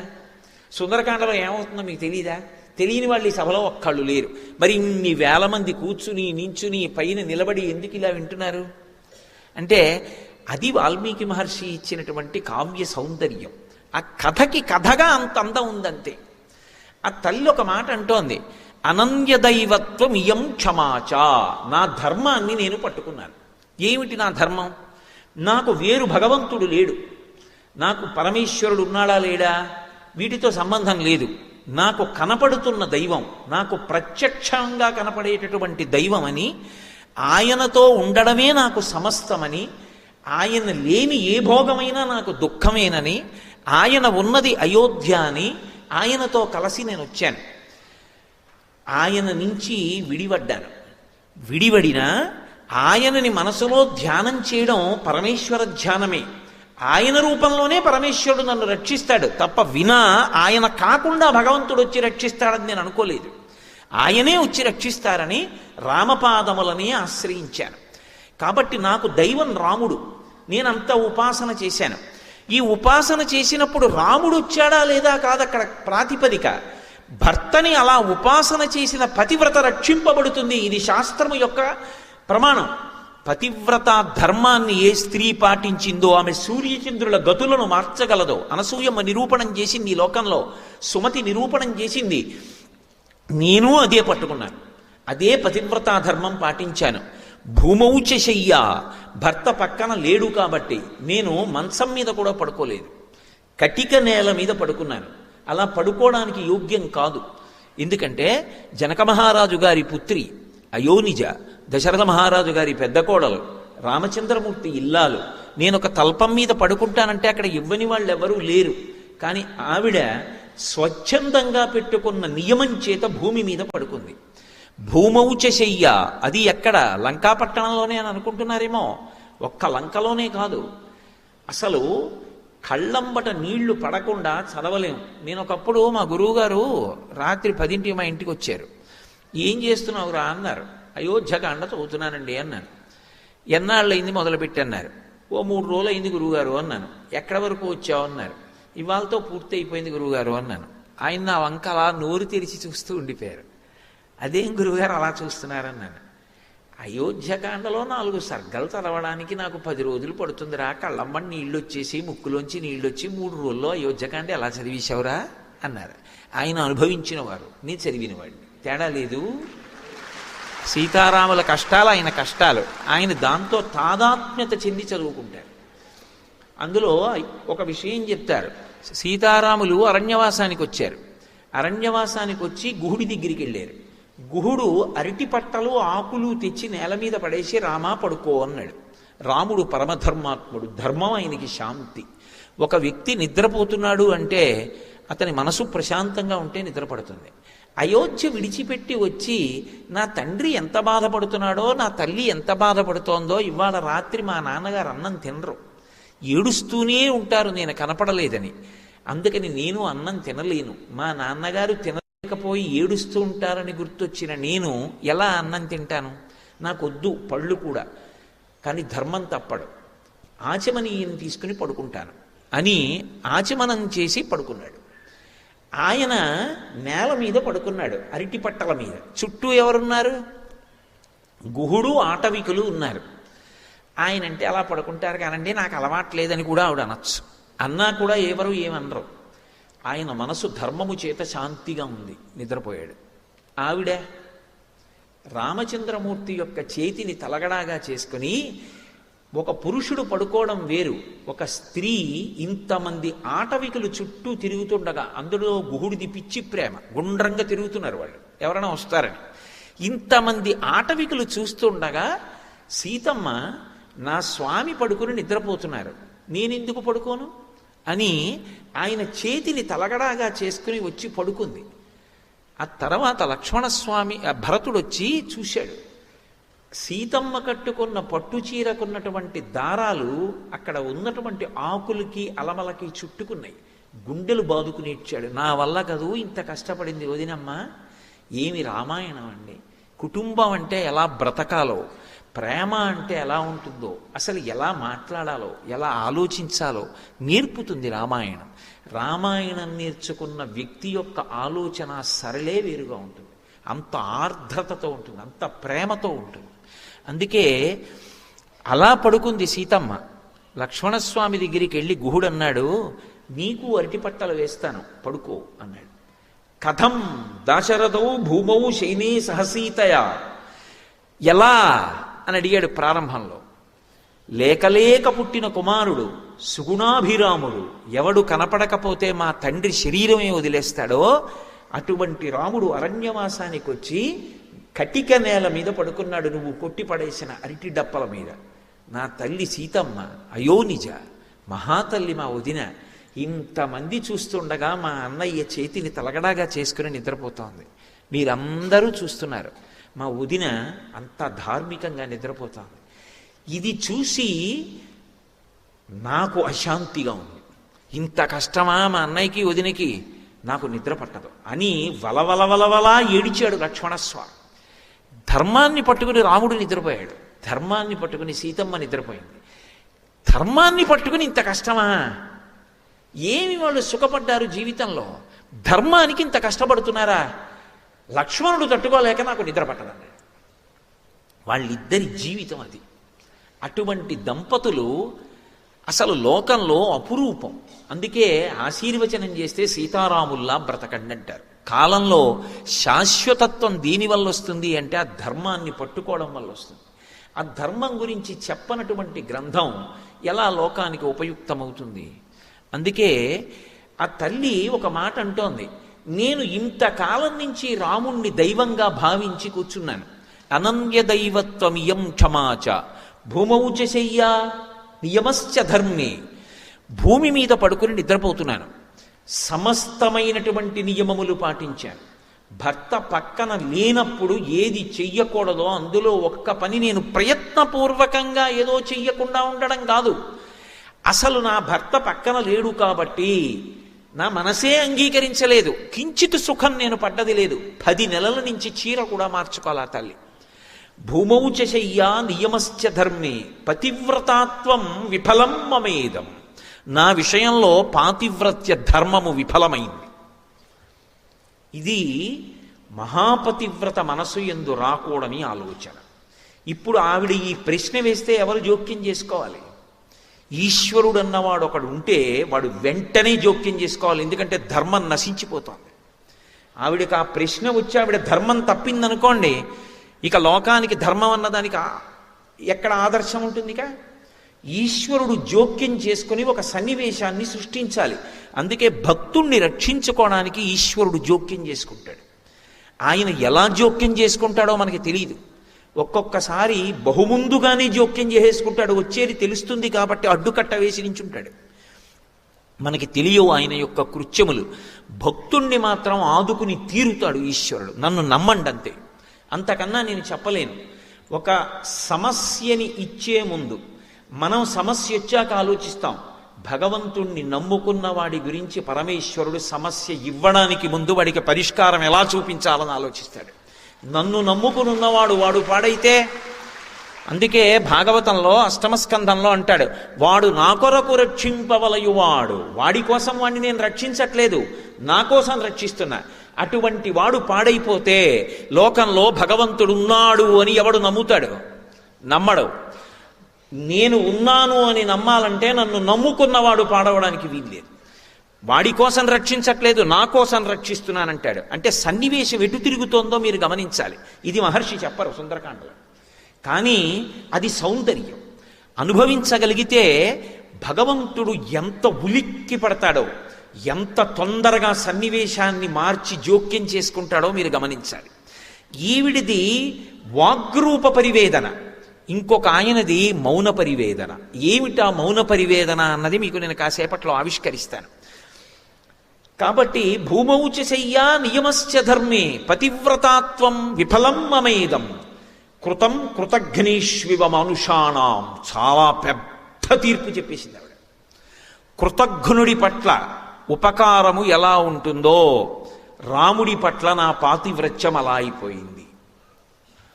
రాముడు కాదక్కడ రక్షించవలసింది, ఆమె పతిని దైవంగా నమ్మింది. అనన్య దైవత్వం ఇయం క్షమాచ. ఇప్పుడు రాముడు వస్తున్నాడమ్మా, నువ్వు బెంగ పెట్టుకోకని ఎవరో మాట్లాడి చెప్పాలి ఆవిడికి. ఎవరో మాట్లాడాలి. ఎవరు మాట్లాడాలి? అక్కడ అలా మాట్లాడడానికి ఒక్కడే ఉన్నాడు. ఆ ఒక్కడు మాట్లాడడానికి అవకాశం కల్పించాలి, సన్నివేశం తిరిగిపోవాలి. ఇప్పుడు జోక్యం చేసుకుంటున్న వాడు ఎవరంటే కంటికి కనపడకుండా పరమేశ్వరుడు జోక్యం చేసుకోవాలి. అది సుందరకాండ. ఆ తల్లి ఇన్నాళ్ళు అనలేదు ఈ మాట, ఇప్పుడు అంటోంది. ఎందుకు అనాలి అంటే ఒకటి మౌన పరివేదన ఒకటి ఉంది. ఏమిటా పరివేదన? ఇప్పటి వరకు ఆయన సీతమ్మ దర్శనం ఒకటే చెయ్యాలనుకున్నాడు. సీతమ్మ జాడ కనిపెట్టి రాముడికి చెప్దాం, అందుకే వచ్చాడు ఆయన. కానీ ఇప్పుడు ఆయన గుండెలు అవిసిపోయి ఆవిడ కష్టం చూసి, అమ్మో ఏదో లంకలో ఉందనుకున్నాను నా తల్లి. ఇప్పుడు ఆయన మనసు ఏమైపోయిందంటే రాముణ్ణి నింద చేశాడు ఆయన. రాముడి కన్నా దైవం లేడు ఆయనకి. ఆయన అన్నాడు, దుష్కరం కృతవాన్ రామో యయిమాం మత్తకాశినీం సీతాం వినా మహాబాహు ముహూర్తమపి జీవతి. ఇంత గొప్ప ఇల్లాలా, ఇటువంటి పాతివ్రత్యమా? 3 లోకముల ఐశ్వర్యం తక్కెట్లో ఒకెత్తు, అది ఈవిడలో 16 వంతుకు సరిపోదా? ఇంత ప్రేమైకమూర్తి, ఇంత ధర్మనిష్ట కలిగినటువంటి ఇల్లాలు ఇన్ని కష్టాల్లో ఉంటే అసలు నిద్ర ఎలా పోయాడంత ప్రశాంతంగా ఎలా ఉండగలుగుతున్నాడు? మంత్రాంగం చేసి వాలిని చంపి సుగ్రీవుణ్ణి రక్షించి పట్టాభిషేకం చేసి వానాకాలం వెళ్ళిపోయిన తర్వాత వెతుకుతానంటే గొలవ పడుకుని ఎలా ఉండగలిగాడు? అసలు వెర్రెక్కిపోవద్దు ఇటువంటి ఇల్లాలు. ఆవిడ చుట్టూ ఇంతమంది రాక్షస స్త్రీలా, రావణుడు ఆవిడ్ని ఇలా మాట్లాడటమా? ఏడ్చి ఏడ్చి పవిట కొంగు తడిసిపోవడమా? ఇప్పుడు ఇవన్నీ చూసిన తరువాత సహృదయుడైతే ఏం ఆలోచిస్తాడు? అమ్మో నేను వెళ్ళిపోవడం కాదు, అసలు ఆయన ఏం పట్టుకొచ్చాడో మర్చిపోయాడు. ఇప్పుడు ఏం పట్టుకొచ్చాడు ఆయన? ఉంగరం ఒకటి పట్టుకొచ్చాడు రాముడి దగ్గర నుంచి. ఇది నేను మీతో మనవి చేసింది. సమస్యనిచ్చే ముందు పరిష్కారం ఈశ్వరుడు ఆలోచిస్తాడని. అన్ని కోట్ల మంది ఎడుతుంటే హనుమై దర్శనం చేస్తారని రాముడు ఎలా అనుకున్నాడు? బుద్ధికి ఈశ్వర ప్రచోదనం అని చెప్తేనే రామకథ బాహ్యంలో అందం. అంతేగాని రాముడు దేవుడు అంటే ఇంకా రామకథ ఎందుకు? అసలు రాముడు దేవుడిని వాల్మీకి మహర్షి చెప్పలేదు. ప్రారంభంలోనే నారదుడు వచ్చినప్పుడు ఆయన అడిగింది 16 గుణములు కలిగిన నరుడు ఎవరని అడిగారు. కోన్వస్మిన్ సంప్రదంలోకే గుణవాన్ కశ్చ వీర్యవాన్ ధర్మజ్ఞశ్చ కృతజ్ఞశ్చ సత్యవాక్యో దృఢవ్రతః చారిత్రేణ చ కోయుక్తః సర్వభూతేషు కోహితః విద్వాన్ కః కస్సమర్థశ్చ కశ్చైక ప్రియదర్శనః ఆత్మవాన్ కో జితక్రోధో ద్వితిమాన్ కో ననసూయకః కస్య బిభ్యతి దేవాశ్చ జాతరోషస్య సంయుగే అని అడిగారు. కాబట్టి ఇప్పుడు 16 గుణములు పరిపూర్ణముగా కలిగినటువంటి నరుడు రాముడైతే ఆయనకి బుద్ధిని ప్రచోదనం చేసిన వాడు ఈశ్వరుడని చెప్తేనే సీతారాముల కథ మధురాతి మధురం అవుతుంది. అంటే అసలు సీతమ్మకు వస్తున్నటువంటి సమస్యకి ఏ కాలమునందు పరిష్కారం రావాలో దానికి అనువుగా ఆయన బుద్ధిని ప్రచోదనం చేసి ఉంగరం ఇచ్చి పంపించాడు. ఇప్పుడు పట్టుకొచ్చిన ఆయన చటుక్కును ఉంగరం ఇచ్చి, అమ్మ ఏమనుకోకు, నీ జాడ తెలుసుకోవడానికి వచ్చాను, నేను హనుమని, ఇదిగో ఈ ఉంగరం రాముడు ఇచ్చాడు, నీ దగ్గర ఎట్టే పెట్టుకో, నువ్వు కనపడ్డావని చెప్పేస్తాను. రాముడి దగ్గరికి వెళ్ళి తుర్రుని పారిపోయాడు అనుకోండి. ఇది దుష్టుడైన రావణుడు చేసిన పని అని ఉంగరాన్ని అవతల పారేసి ఆవిడ ప్రాణం తీసేసుకుంటాడు. ఎందుకంటే వీడు నన్ను యామారుస్తున్నాడు. అలా రావణుడు చేశాడని ఎందుకు అనుకుంటుంది అని మీరు అనుకుంటున్నారా? అసలు యుద్ధకాండలో ఇంకా యుద్ధం మొదలవలేదు. యుద్ధం మొదలవకుండానే వాడు రాముడి యొక్క కృతకమైన శిరస్సు తయారు చేశాడు. తయారు చేసి రాముడి శిరస్సు తెచ్చి సీతమ్మ దగ్గర పెడితే కట్టుకున్న ఇల్లాలు అది రాముడి తలకాయ అనుకుంది ఆవిడ. అంత ఏడ్చింది. కానీ ఈశ్వరుడు అక్కడ ఉన్నాడు కదూ. అంత ఏడుస్తుంటే అకస్మాత్తుగా వాడికి కబురు వచ్చింది, ఏదో ముఖ్యమైన పని మీద అందరూ ఎదురు చూస్తున్నారు రమ్మని. చటుక్కున వెనక్కి తిరిగిపోయాడు. తిరిగిపోవడంలో శిరస్సు అంతర్ధానం అయిపోయింది. అప్పుడు పక్కనున్న వాళ్ళు చెప్పారు, ఇంద్రజాలం వాడు సృష్టించాడు, అది రాముడి శిరస్సు కాదు. కావాలంటే అదిగో భైరీనాదాలు వినపడుతున్నాయి. నిజంగా రాముడి శిరస్సు తెగిపోతే వాళ్ళందరంత సంతోషంగా ఉంటారా, వస్తారా వానరులని అని. ఇంకొకసారి బ్రహ్మాస్త్రం చేత రాముడు పడిపోయి ఉంటే రాముడు మరణించాడు చూడమని సీతమ్మని పుష్పక విమానం ఎక్కించి పంపించాడు. ఎలాగో రాముడు చనిపోయాడని ఆవిడ తప్పు చేస్తే ఇక రాముడు లోపలికి రాడు, వెళ్ళిపోతాడు. ఇటువంటి భార్య నాకెందుకని కార్యం సాధించవచ్చు. ఎటువంటి కుట్రపూరితమైన ఆలోచనలు చెయ్యాలో అన్నీ చేశాడు. పైకి చేష్టితములకు ముందు లోపలి సంస్కారం ప్రధానం. లోపల ఆలోచన ఎలా ఉంటుందో పైన కార్యం అలా ఉంటుంది. అన్ని అవలక్షణములున్నవాడు, అటువంటి దుష్టమైన ఆలోచనలు ఉన్నవాడు, అటువంటి వాడు ఒక ఉంగరాన్ని తీసుకురావడం పెద్ద గొప్ప, తన దగ్గర ఉన్న రాక్షసుల్లో ఒకటి కోతిని చేయడం పెద్ద గొప్ప. ఆవిడ నమ్ముతుందా? ఆవిడికి ఆశ్వాసం కలుగుతుందా? ఒక్కనాటికి కలగదు. ఇప్పుడు ఆయన గుర్తించింది ఏమిటంటే ఈ తల్లికి ఉంగరం ఇవ్వడం ప్రధానం కాదు, ఉంగరం ఇవ్వడానికి ముందు మాట్లాడాలి. అసలు మాట్లాడడానికి అవకాశం ఏది? ఇప్పుడు మాట్లాడి వెళ్ళలేదనుకోండి, ఉపద్రవం ఇంకొకలా వస్తుంది. అది ఈశ్వరుడు 1000 కళ్ళతో భక్తుణ్ణి చూసుకోవడం అంటే. ధర్మాన్ని ఆయన కాపాడుకుంటాడు. అందుకు కదూ హనుమ అంతటి వారు నిర్వేదానికి లోనై శరీరం వదిలిపెట్టేస్తాను, హస్తాదానో ముఖాదానో నియతో వృక్షమూలిక వానప్రస్థో గమిష్యామి దృష్ట్వా జనకాత్మజాం, నేను ఇక్కడే ఉండి శరీరం వదిలేస్తానంటే అకస్మాత్తుగా ఆయనకు ఆలోచన వచ్చింది. వినాశే బహవో దోషాః జీవన్ భద్రాణి పశ్యతి. చచ్చిపోయి గొప్ప కాదు, బ్రతికుండి సాధించాలి. సంపాతి చెప్పిన వాక్యం నిజం. మళ్ళీ అన్వేషణ చేసి సీతాదర్శనం చేశారు కదా. అలాగే ఆ తల్లి చాలా పిడుగులాంటి మాట అంది. పతివ్రతాత్వం విఫలమ్మమేదం కృతం కృతఘ్నైష్వివ మనుషాణం. ఇంత కష్టం అసలు ఎందుకు వచ్చింది? వెంటనే ఆవిడ తన దోషం ఏమిటో గుర్తించింది. ఇది నిజమైనటువంటి భక్తుడికి ఉండేటటువంటి లక్షణం. ఎక్కడ దోషం జరిగిందో గుర్తుపట్టగలిగినటువంటి బుద్ధి ప్రచోదనాన్ని ఈశ్వరుడు ఇస్తాడు. ఆవిడంది, నూనం సకాలో మృగరూపధారీ మామల్పభాగ్యాం లులుభే తదానీం యత్రార్యపుత్ర విసర్జ్యమూఢా రామానుజం లక్ష్మణపూర్వజంచ. ఒక్క మహర్షికి చెల్లింది. ఇటువంటి రామాయణాది కావ్యాలకి మనం వారసులం అవడం ఎంత భాగ్యం అండి. నిజంగా ఈశ్వరుడు అనుగ్రహం అలా పుట్టించాడు మన్ని. ఆవిడంటుంది, నూనం సకాలో మృగరూపధారీ మామల్పభాగ్యాం లులుభే తదానీం. నాకు కాలము లౌల్యాన్ని కల్పించింది, లోభత్వాన్ని కల్పించింది. రాముడు వినా నాకు ఇంకేం అక్కర్లేదన్నాను ఒకప్పుడు. రాముడు అరణ్యవాసానికి బయలుదేరుతున్నప్పుడు రాముడు నిన్ను తీసుకెళ్ళను అన్నాడు సీతమ్మని. ఎన్నో కారణాలు చెప్పాడు.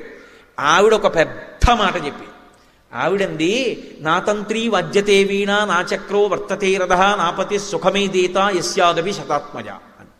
భరతుడున్నాడు, శత్రుఘ్నుడున్నాడు, దశరథ మహారాజు గారు ఉన్నారు, కౌసల్య సుమిత్ర కైకేయి ఉన్నారంటావేం రామా? అసలు ఒక కులకాంతకి భర్త పక్కన ఉండడమే సంతోషం అంతే. నా తంత్రీ వజ్యతే వీణ, వీణ తీగలు గోటి చేత పెనగి పెనగి మోగుతాయి, కానీ వీణ తీగలు మోగుతున్నాయి అనరు, వీణ మోగుతోందంటారు. నా చక్రో వర్తతే రథ, రథచక్రములు ముళ్ళ మించి అశుద్ధం మించి మలమూత్రముల మించి రాళ్ల మించి వెడతాయి, రథచక్రములు వెడుతున్నాయి అనరు, రథం వెడుతోందంటారు. భర్త ఎంతో కష్టపడి జీవితంలో కీర్తి ప్రతిష్టలు సంపాదించుకుని ఆర్జన చేసి తెస్తాడు. ఆయన ఇల్లాలుగా ఎంతో ఖ్యాతి పొందుతూ ఉంటుంది భార్య. భర్త పక్కన లేకపోతే 100 కొడుకులు అమ్మ మీద ఎంత భక్తి కలిగిన వాళ్ళంటే, అమ్మ నిద్ర మంచం మించి లేచి కాలు కింద పెడుతున్నప్పుడు మా అమ్మగారి కాళ్ళు నేల మీద పెట్టి నడవడం ఏమిటని 100 కొడుకులు తమ అరచేతులు నేల మీద పరచి అరచేతులలో ఆమె చేత కాళ్ళు వేయించి నడిపించగలిగినంత ప్రేమైకమూర్తులైన కొడుకులు ఉన్నప్పటికీ కూడా భర్త వలన వచ్చినటువంటి సుఖ సంతోషములు భార్యకి ఇతరుల వలన కలగవు రామ. నాకు నువ్వున్నదే అయోధ్య, నీతో ఉండడం సంతోషం, నేను ఇక్కడ ఉండనంది అన్న ఆవిడ. లక్ష్మణస్వామి అంత చెప్పారు, వద్దమ్మా వదినమ్మా నా మాట వినమ్మా, ఇది రాక్షసమాయమ్మా, మారీచుడు తిరుగుతున్నాడు దగ్గరలో, వాడు చాలా ప్రమాదకారి, నా మాట విను, వద్దమ్మా వద్దమ్మా అని చెప్పారు. 14 ఏళ్ల అరణ్యవాసంలో 13 సంవత్సరములు ఆవిడ అడిగింది లేదు, రామాయణంలో ఎక్కడా లేదు. పైగా అసలు అంతఃపురానికి వెళ్ళగానే సుమంత్రుడు కౌసల్య దశరథుడు అడిగిన మొదటి మాట ఏమిటంటే, మా కోడలు ఎలా ఉందని అడిగారు. ఒకటి ప్రేమ, 2 అక్కడికి వెళ్ళిన తర్వాత ఏమిటో మన కర్మ ఏమిటో మన కర్మ అని మొదలు పెడితే అసలు రాముడు ఎలా ఊహించుకుంటాడు? మా కోడలు ఎలా ఉందని అడిగితే ఒకటే చెప్పాడు సుమంత్రుడు, బాలేన రమతే సీత బాలచంద్ర నిభానన రామ రామే హ్యదీనాత్మ విజనేపి వదేశతి అని చెప్పాడు అయోధ్యకాండలో. బాలేన రమతే సీత, బాల ఎలా ఆడుకుంటుందో రాముడు పక్కనున్నాడు అని చెప్పి సీతమ్మ అలా ఆడుకుంటోంది అడవిలో. తండ్రి చిన్న పిల్లల్ని ఏదో ఓ పార్క్కి తీసుకెళ్ళాడు అనుకోండి, నాన్నగారు అక్కడ కూర్చుంటే పిల్లలు ఆడుకుంటుంటారు, ఆడుకుంటూ ఇలా చూసుకుంటూ ఉంటారు. నాన్నగారు కనపడలేదనుకోండి, అక్కడ ఒక్కసారి ఆట ఆపేసి నాన్నగారండి అని ఏడుస్తూ వచ్చేస్తారు. బాలేన రమతే సీత బాలచంద్ర నిభానన. సీతమ్మ అలా ఎందుకు ఆడుకుంటోందో తెలుసా? రాముడు ఉన్నాడు కాబట్టి. భౌతికంలో అంతఃపురం లేదు, ఐశ్వర్యం లేదు, రాముడు ఉన్నాడు చాలా ఆవిడికి. అంతటి మహాపతివ్రత నూనం సకాలో మృగరూపధారి మామల్ప భాగ్యాం లులుభే తదానీం. 13 ఏళ్ళు ఓపిక పట్టిన దాన్ని 14వ ఏడు ప్రారంభంలో జింక మీద కోరి కుట్టిందా? వద్దమ్మా వద్దమ్మా వద్దమ్మా తల కొట్టుకున్నాడా లక్ష్మణస్వామి. కాదు, జింకని తేకపోతే చర్మం అన్నా కావాలన్నానా? నా మాట విని రాముడు వెళ్ళిపోయాడు. ఆయన తప్పేముంది? నేనంత హఠం చేస్తే వద్దు జింకని, ఇప్పుడు దాని వెంట వెళ్ళడం కష్టం అంటే ఏమో తర్వాత మాట ఏముందునో అన్నా తప్పే ఉంది. స్వాతంత్ర్యం ఉండదు మరి భార్యాభర్తల మధ్య. భార్యకి కోపం వచ్చిందనుకోండి, ఎవరినంటుంది? అన్నీ నమ్ముకుని, ఆయనే అన్నీ నమ్ముకుని వచ్చినటువంటి భార్య చాలా చిరాకు వచ్చిందనుకోండి, భర్తనే అంటుంది నా కర్మ మిమ్మల్ని కట్టుకోవడం అంటుంది. వెంటనే గుండెలు బాధేసుకోకూడదు. ఎంత పిచ్చో, అన్నీ నేనే కదూ, నన్ను కాకపోతే ఎవరినంటుంది అని చిన్న నవ్వు నవ్వి సేద తీర్చినవాడు భర్త. వెంటనే దాని వాక్యార్థం తీసుకుని మూతి తిప్పుకుంటే భర్త ఎందుకు అవుతాడు? భర్తృత్వానికి అర్హత లేనివాడు అవుతాడు.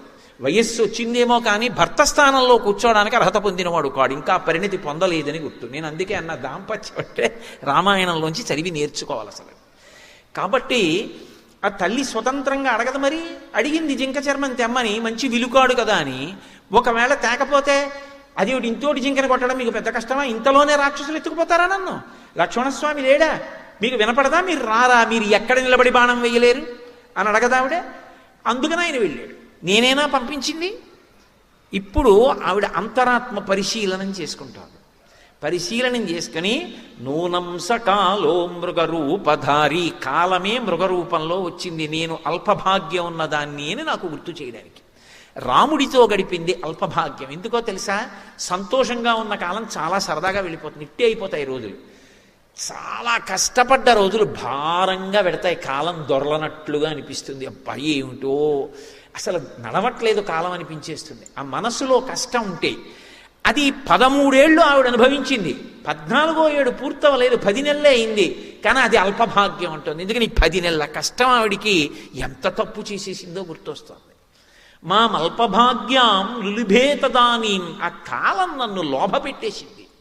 ఆ ప్రత్యేకమైన సమయం ఉందే, ఆ కాలము ఈశ్వర స్వరూపం. కాలోహి బలవాన్ కర్త సతతం సుఖదుఃఖయో నరాణాం పరతంత్రాణం పుణ్యపాపానుయోగత అంటాడు వ్యాసుడు దేవీ భాగవతంలో. కాలమే పుణ్యపాపములకు ఫలితాన్ని సుఖదుఖాల రూపంలో ఇవ్వవలసి వచ్చినప్పుడు ఆ క్షణంలో ఆ దుఃఖం పొందడానికి అనువైనటువంటి కార్యం చెయ్యి అని చెప్పి ప్రకోపింపచేసి బుద్ధిని తప్పు చేయిస్తుంది, లేదా తప్పుగా 10 మందికి కనపడే పని చేయిస్తుంది. కాబట్టి దాని పర్యవసానం కొంతకాలం దుఃఖం అనుభవించవలసి ఉంటుంది. కానీ నమ్ముకుని నిలబడ్డవాడు పాడవడన్నది మాత్రం మీరు ఎప్పుడు జ్ఞాపకం పెట్టుకోవలసి ఉంటుంది. కాబట్టి లులుభే తధానీం యత్రార్యపుత్ర విసర్జ్య మూఢా. ఎంత అద్భుతంగా చెప్తోందో చూడండి. మూఢురాలనై ఆర్యపుత్రుణ్ణి విడిచిపెట్టేశాను.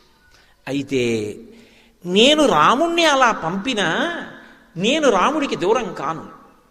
నేను అరణ్యవాసానికి, అసలు ఈ లంకాపట్టణానికి వచ్చేటటువంటి అవకాశం లేదు. ఎందుకంటే నేను రాముణ్ణి పంపానేమో కానీ రాముడు నన్ను వదిలి వెళ్ళలేదు. నేను ఎప్పుడూ తన సొత్తుగా ఉండడానికి తగిన ఏర్పాటు ఆయన చేసే వెళ్ళాడు. ఆయన కూడా కొంచెం నా గురించి ఆలోచించి ఉండవలసింది అన్న మాటకి అవకాశం రాముడు ఇవ్వలేదు. అది ఎంత ఒత్తిడిలో ఉన్నా తన ధర్మం తాను చూస్తాడు. భర్తృధర్మం నిర్వర్తించాడు. లక్ష్మణస్వామి చెప్పాడు కదా, మాట వినడం అంత గొప్పది. మనిషికి జీవితంలో అన్నిటికన్నా వరం ఏమిటంటే మాట వినగలిగినటువంటి లక్షణం. తనకి తెలియకపోవడం తప్పు కాదు, కానీ ఒకరు చెప్తే వినకపోతే మాత్రం చాలా భయంకరమైనటువంటి దోషం. అందుకే మారీచుడు అరణ్యకాండలో రావణాసురుడితో మాట్లాడుతూ ఒక మాట అంటాడు, ఒరేయ్ నాయనా, ప్రియంగా మాట్లాడేవాళ్ళు లోకంలో ఎక్కడికి వెళ్ళినా దొరుకుతారు, కానీ పైకి ప్రియంగా లేకపోయినా మన అభ్యున్నతి కొరకు కఠినంగానైనా మాట్లాడేవాడు 1,00,00,000 మందిలో ఎవడో ఒక్కడే ఉంటాడు. వాడి మాటని సందేశాత్మకంగా తీసుకోవాలి తప్ప ఆయన కోపంగా మాట్లాడాడని చెప్పి వెంటనే ఆయన మీద తిరగబడిపోవడం గొప్ప విషయం కాదు. సులభాః పురుషారాజన్ సతతం ప్రియవాదినః అప్రియస్యతు పథ్యస్య వక్తా శ్రోతా చ దుర్లభః. కఠినంగా మాట్లాడినా మంచి చెప్పగలిగిన వాడు దొరికితే, కఠినంగా మాట్లాడినా ఆయన చెప్పిన దాంట్లో సత్యం ఉంది అని అంగీకరించగలిగిన శ్రోత దొరికితే అదే క్షేత్రం, అది అజరామరం, అది అద్భుతం. కానీ లోకంలో అలా చెప్పే వక్త దొరకడు, ఒకవేళ అలా చెప్పేవాడున్నా వినే శ్రోత దొరకడు. అని నేను చెప్తే నీ తలకెక్కట్లేదని ఆ రోజు చెప్పాడు మారీచుడు రావణాసురుడితో. నేను ఆ రోజున లక్ష్మణస్వామి చెప్పిన మాట విని రాముణ్ణి పంపా. నేను తప్పు చేశా, రాముడు తన ధర్మం తప్పల. అంత ఒత్తిడిలో వెడుతున్నా ఏమో లక్ష్మణస్వామి చెప్తున్నాడు, నేను వెళ్ళాక ఎవరైనా రాక్షసులు వస్తే లక్ష్మణస్వామిని తీసుకెళ్ళరా, నువ్వు రావడానికి వీల్లేదు, నువ్వు కదలడానికి వీల్లేదు ఇక్కడి నుంచి, మళ్ళీ నేను తిరిగి వచ్చే పర్యంతం వదిన యొక్క రక్షణ కర్తవ్యాన్ని నీ మీద పెడుతున్నానని చెప్పి లక్ష్మణస్వామికి ఆజ్ఞ ఇచ్చి వెళ్ళాడు. అక్కడ లక్ష్మణస్వామి తన కర్తవ్యాన్ని విస్మరించలా, అలాగే నిలబడ్డాడు. లక్ష్మణస్వామి అక్కడ అలాగే ఉండుంటే రావణుడు అసలు రాగలడా? లక్ష్మణుణ్ణి కూడా ఎవరు పంపించారు? నేను పంపించాను. నేనంటే ఎవరు? సీతమ్మ. ఎలా పంపించింది? లులుభేత దానీం, కాలము మభ్యపెట్టింది కదా నన్ను. ఆ సమయంలో ఆ మృగం కోసం రాముడు ఎడితే మృగం అరిచింది, హా లక్ష్మణ హా సీత అంది రాముడి కంఠంతో. వెంటనే ఏమన్నాను, లక్ష్మణ వెళ్ళన్నాను. అప్పుడు లక్ష్మణుడు ఏమన్నాడు, వద్దు వదినా నా మాట విను, దేవతలందరూ కట్టుకుని వచ్చినా రాముడిని ఏం చేయలేరు, రాముడు వస్తాడు, నా మాట నమ్మమ్మా అని తలకొట్టుకున్నాడు. నేనేమన్నాను చటుక్కుని, వెళ్ళు వెళ్ళు వెళ్ళు అని పోరినా లక్ష్మణస్వామి వెళ్ళలేదని చటుక్కనొక్క మాట అన్నాను. రామాయణంలో సుందరకాండ సౌందర్యం వాగ్వైభవం. కోట్ల శతఘ్నులు సాధించలేనిది ఒక్క మాట చేత సాధించేయచ్చు. ఒక్క మాట ఎంతమంది మనసుల్ని ఎలాగైనా మార్చేస్తుంది. అది మాట్లాడేవాడు ఎందుకు మాట్లాడుతున్నాడన్నది కాలం తర్వాత నిర్ణయించాలంతే. కాబట్టి లక్ష్మణస్వామి వెళ్ళడు. కానీ సీతమ్మేమంది, సుదుష్టత్వం వనేరామ మేకమేకోను గచ్చసి మమ హేతూ ప్రతిచ్ఛన్న ప్రయుక్తో భరతేనవా. అరణ్యకాండ. లక్ష్మణస్వామి వెళ్ళకపోతే నాకిప్పుడు అర్థమవుతోంది, లక్ష్మణ, భరతుడు రాజ్యాన్ని తీసేసుకున్నాడు. తన అమ్మ కైకమ్మ ద్వారా అడిగించాడు. నవపంచచ వర్షాణి దండకారణ్యమాశ్రిత చీరాజన జటాధారీ రామో భవతు తాపసః అభిషేక సమారంభో రాఘవస్యోపకల్ప్యతాం అనేనైవాభిషేకేన భరతో అభిషిచ్యతాం. అయోధ్యకాండ. అడిగింది కైకమ్మ 2 వరాలు. 14 ఏళ్ళు రాముడు అరణ్యవాసానికి వెళ్ళాలి, భరతుడికి ఇదే ముహూర్తానికి పట్టాభిషేకం చేయాలి. నక్షత్రాలు ఒకటి కావు, ముహూర్తం ఎలా సరిపోతుంది? ఆలస్యమైతే రాముడికి దక్కుతుందేమో, చేసేయమంది. రాముణ్ణి అరణ్యవాసానికి పంపింది. ఒకడు ఎక్కడో ఉండి రహస్యంగా రాజ్యం కొట్టేశాడు. అక్కడే ఉన్నవాడు రాజ్యం పోయినా నన్ను చూసుకు మీ అన్న బతుకుతాడు, మీ అన్నకి నేను శాంతి స్థానం. ఇది భార్యాస్థానం అంటే. ఎన్ని కష్టాలు వచ్చినా భార్య మీకు ఎందుకండి, మీరు నమ్ముకున్న ఈశ్వరుడు లేడా అని ఒక్క మాట అంటే పురుషుడు నిలదొక్కుంటాడు. సీతమ్మ శాంతిస్థానం, అది పోతే తప్ప రాముడు పడ్డం. కాబట్టి సీతమ్మ వెళ్ళిపోవాలంటే నీవు నా మీద కన్నేశావు, ఎప్పటి నుంచో నన్ను నువ్వు అనుభవించాలని చూస్తున్నావు. అందుకని భరతుడు నిన్ను పంపాడు. మీ ఇద్దరు కూడబలుక్కున్నారు. ప్రయుక్తో భరతేనవా, ఆయన రాజ్యం తీసేసుకున్నాడు, నువ్వు నా కోసం వచ్చావు. మీ అన్న అరిచాడు, నువ్వు వెళ్ళవు, నాకు తెలుసు. ఎందుకంటే ఆపదొచ్చి రాముడు పడిపోవాలి. పడిపోతే నన్ను నువ్వు పొందుదామని చూస్తున్నావు, నా ప్రాణాలు పోయినా నీకు భార్యని కానుంది. ఈ మాట విన్నాడు లక్ష్మణస్వామి. అమ్మా ఇంకా విననమ్మా, నేను బయలుదేరిపోతున్నానని వెళ్ళిపోయాడు. పాము ఎలా వెళ్ళిపోతుందో అలా ముక్కుతూ మూల్గుతూ ఏడుస్తూ కళ్ళు తుడుచుకుంటూ వెళ్ళిపోయాడు. వెళ్ళిపోతే ఏమైంది? లక్ష్మణస్వామి వెళ్ళాడు, లక్ష్మణస్వామికి రాముడికి కూడా దూరం అయిపోయాడు. మాట కదు కొట్టేసింది దెబ్బ నన్ను, ఒక్క మాట ఎంత ఇబ్బంది పెట్టింది. అది దానికి నేపథ్యం ఏమిటి? ఇంత కష్టాలు పడ్డానికి కాలం నాకు మోహాన్ని లోభాన్ని కుదిర్చింది. ఒక మృగమునందు ఒక జింక ఏం చేసుకుంటాను ఇప్పుడు? ఆ జింక కాదు, 1000 జింకలు అటువంటివి తెచ్చిస్తే నాకు ఆనందం ఉందా? ప్రమదావనంలోనే పెట్టాడు, అక్కడ తిరుగుతుంటాయి 7 జింకలు. ఏమి సంతోషం పొందుతాను? రాముడే కావాలన్న దాన్ని రాముణ్ణి జింక కోసం పంపి ఒక్క 5 నిమిషాలు ఓర్చకుండా అంత సేవ చేశాడే. మామగారు దశరథ మహారాజు గారు కట్టిన పట్టుపుట్టం కట్టకుండా ఉండడానికి అరణ్యవాసంలో ఎన్ని పట్టుపుట్టాలు కావాలో అన్నిటినీ కావడికి ఎత్తితే మోసుకొచ్చాడు అరణ్యంలో మహానుభావుడు. అగ్రత ప్రయయౌ రామ మధ్యే సీత సుమధ్యమా పృష్ఠతస్తు ధనుష్పాణి లక్ష్మణో అనుజకామహ అని అయోధ్యకాండ. ముందు రాముడు నడుస్తుంటే మధ్యలో సీతమ్మ నడిస్తే వెనక నుంచి ఏమైనా ఆపదొస్తుందని వెనక లక్ష్మణస్వామి నడిచాడు. అంతటి పరమభక్తుడు. అటువంటి వాణ్ణి చటుక్కున మాటన్నానే కట్టి కొడపట్లా, ఇబ్బంది పెట్లా, నన్ను రాలా అరణ్యవాసానికి.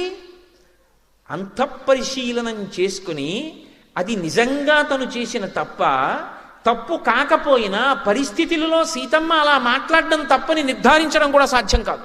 ఎందుకో తెలిసి ఆవిడికి భర్త ప్రాణం అయినప్పుడు భర్త అలా హా సీత హా లక్ష్మణ అని ఆయన కంఠం వినపడితే ఏ భార్య వెళ్ళమని అందం? వెళ్ళకపోతే ఏమంటే వెళ్ళిపోతాడా ఆ మాట అనేసింది. ఆవిడికి కావలసింది వెళ్ళిపోయి రాముడిని ఆదుకోవాలి. నిజంగా లక్ష్మణస్వామిని అనాలని కాదు, కానీ అనరాని మాట అనేసింది. అనేసిన తర్వాత లక్ష్మణస్వామి వెళ్ళిపోయాడు. రామానుజం రాముడి తమ్ముడు వెళ్ళిపోయాడు. లక్ష్మణ పూర్వజంచ లక్ష్మణుడికి ముందు పుట్టిన వాడికి దూరం అయిపోయాడు. ఇప్పుడు ఆవిడ అంతఃపరిశీలనం చేసుకుంది. నిజమే, తప్పు చేశాను, కానీ తద్దోషానికి ఎంత కష్టపడ్డాను. 10 నెలల నుంచి నా కష్టం చెప్పుకోవడానికి మనిషి లేడే. అయినా మనసులో కూడా ఎన్నడూ రామ పాదములను విస్మరించలేదు. మరి ఇంత కష్టపడితే అనన్య దైవత్వమియం క్షమాచ భూమౌచ చెయ్యా నియమశ్చ ధర్మే పతివ్రతాత్వం విఫలం మమేదం కృతం కృతఘ్నేష్వ మనుషాణం. చేసిన తప్పుకు ఫలితం ఉంటే చేసిన ఉపాసనకు ఫలితమేది? మరి పడ్డ పరివేదనకి ఫలితమేది? అది లేనప్పుడు నేను దీన్ని ఎందుకు నమ్మాలి? నేను దీన్ని నమ్మకపోతే ఏం చెయ్యాలి? నిజానికి ఆవిడలో ఉన్నటువంటి ధర్మం మరొక నిర్ణయం చేసుకునేటట్టు చెయ్యదు. కాబట్టి శరీరంతో ఉండరు, అసలుకి అనవసరం. ఈ శరీరంతో ఉంటే ఏమవ్వాలి? కష్టాలు పడాలి. ఇక్కడ ఏమిటి? నేను కోరుకున్న బ్రతుకు ఇవ్వడు రావణుడు. నేను కోరుకున్న బ్రతుకునివ్వడానికి నమ్ముకున్నవాడు రాడు. నేను కష్టాలు పడుతూ ఉండలేను. కష్టాలన్నీ దేనివి? మనసువి, శరీరానివి కూడా. ఈ శరీరమే నశించిపోతే గొడవే లేదు. అంటే ఆత్మహత్య చేసుకోవడం తప్పని సీతమ్మకి తెలీదా? ఆవిడకి బాగా తెలుసు శాస్త్రం. కానీ ఆవిడ ఎందు అటువంటి సన్నివేశం వైపుకి నడిచేటట్టుగా బుద్ధి కలగలేదనుకోండి, ఆ రోజునే కలగలేదనుకోండి, పెద్ద ప్రమాదం ఒకటి ఉంది కాలంలో. ఇది హనుమ వచ్చిన రోజునే కలగాలండి ఈ ఆలోచన. అంటే హనుమ వెళ్ళిపోయిన తర్వాత కలిగితే రామాయణం ఏమైపోతుంది? ఆవిడ ఊరిపోసేసుకుంటే. ఆవిడ ఓ మాట ఉంది, రాక్షసత్వం అన్న మాటకి పరాకాష్ట ఏమిటంటే, నేను ఎలా బ్రతుకుదాం అనుకుంటున్నానో అలా బ్రతకనివ్వడు. నేను ఇలా బ్రతకలేని చచ్చిపోదామంటే చచ్చిపోవడానికి ఓ శస్త్రం పట్టుకొచ్చి ఓ కత్తి ఇవ్వరు, విషం ఇవ్వరు. చచ్చిపోవడానికి వీల్లేదు, తాను కోరుకున్నట్టు బ్రతకడానికి వీల్లేదు. ఈ రెండిటి మధ్య నలిపేవాడేవాడు రావణుడు. అది వాడి రాక్షసత్వం. కాబట్టి నేను ఉండను ఈ శరీరంతో. మరి ఎలా చచ్చిపోవాలి అంటే, ఇప్పుడు మీరు ఒకటి బాగా గమనించండి. ఆవిడికి ఆలోచన ఇవ్వాలే వచ్చింది కాబట్టి, హనుమ వచ్చిన రోజునే వచ్చింది కాబట్టి, మాట్లాడడానికి ఉపశాంతిని ఇవ్వడానికి హనుమ ఉన్నారు. ఆ ఆలోచన తర్వాత రాకూడదు, ఇవ్వాలే రావాలి. ఎందుకంటే నచ్చ చెప్పేవాడు పైన కూర్చుని ఉన్నాడు.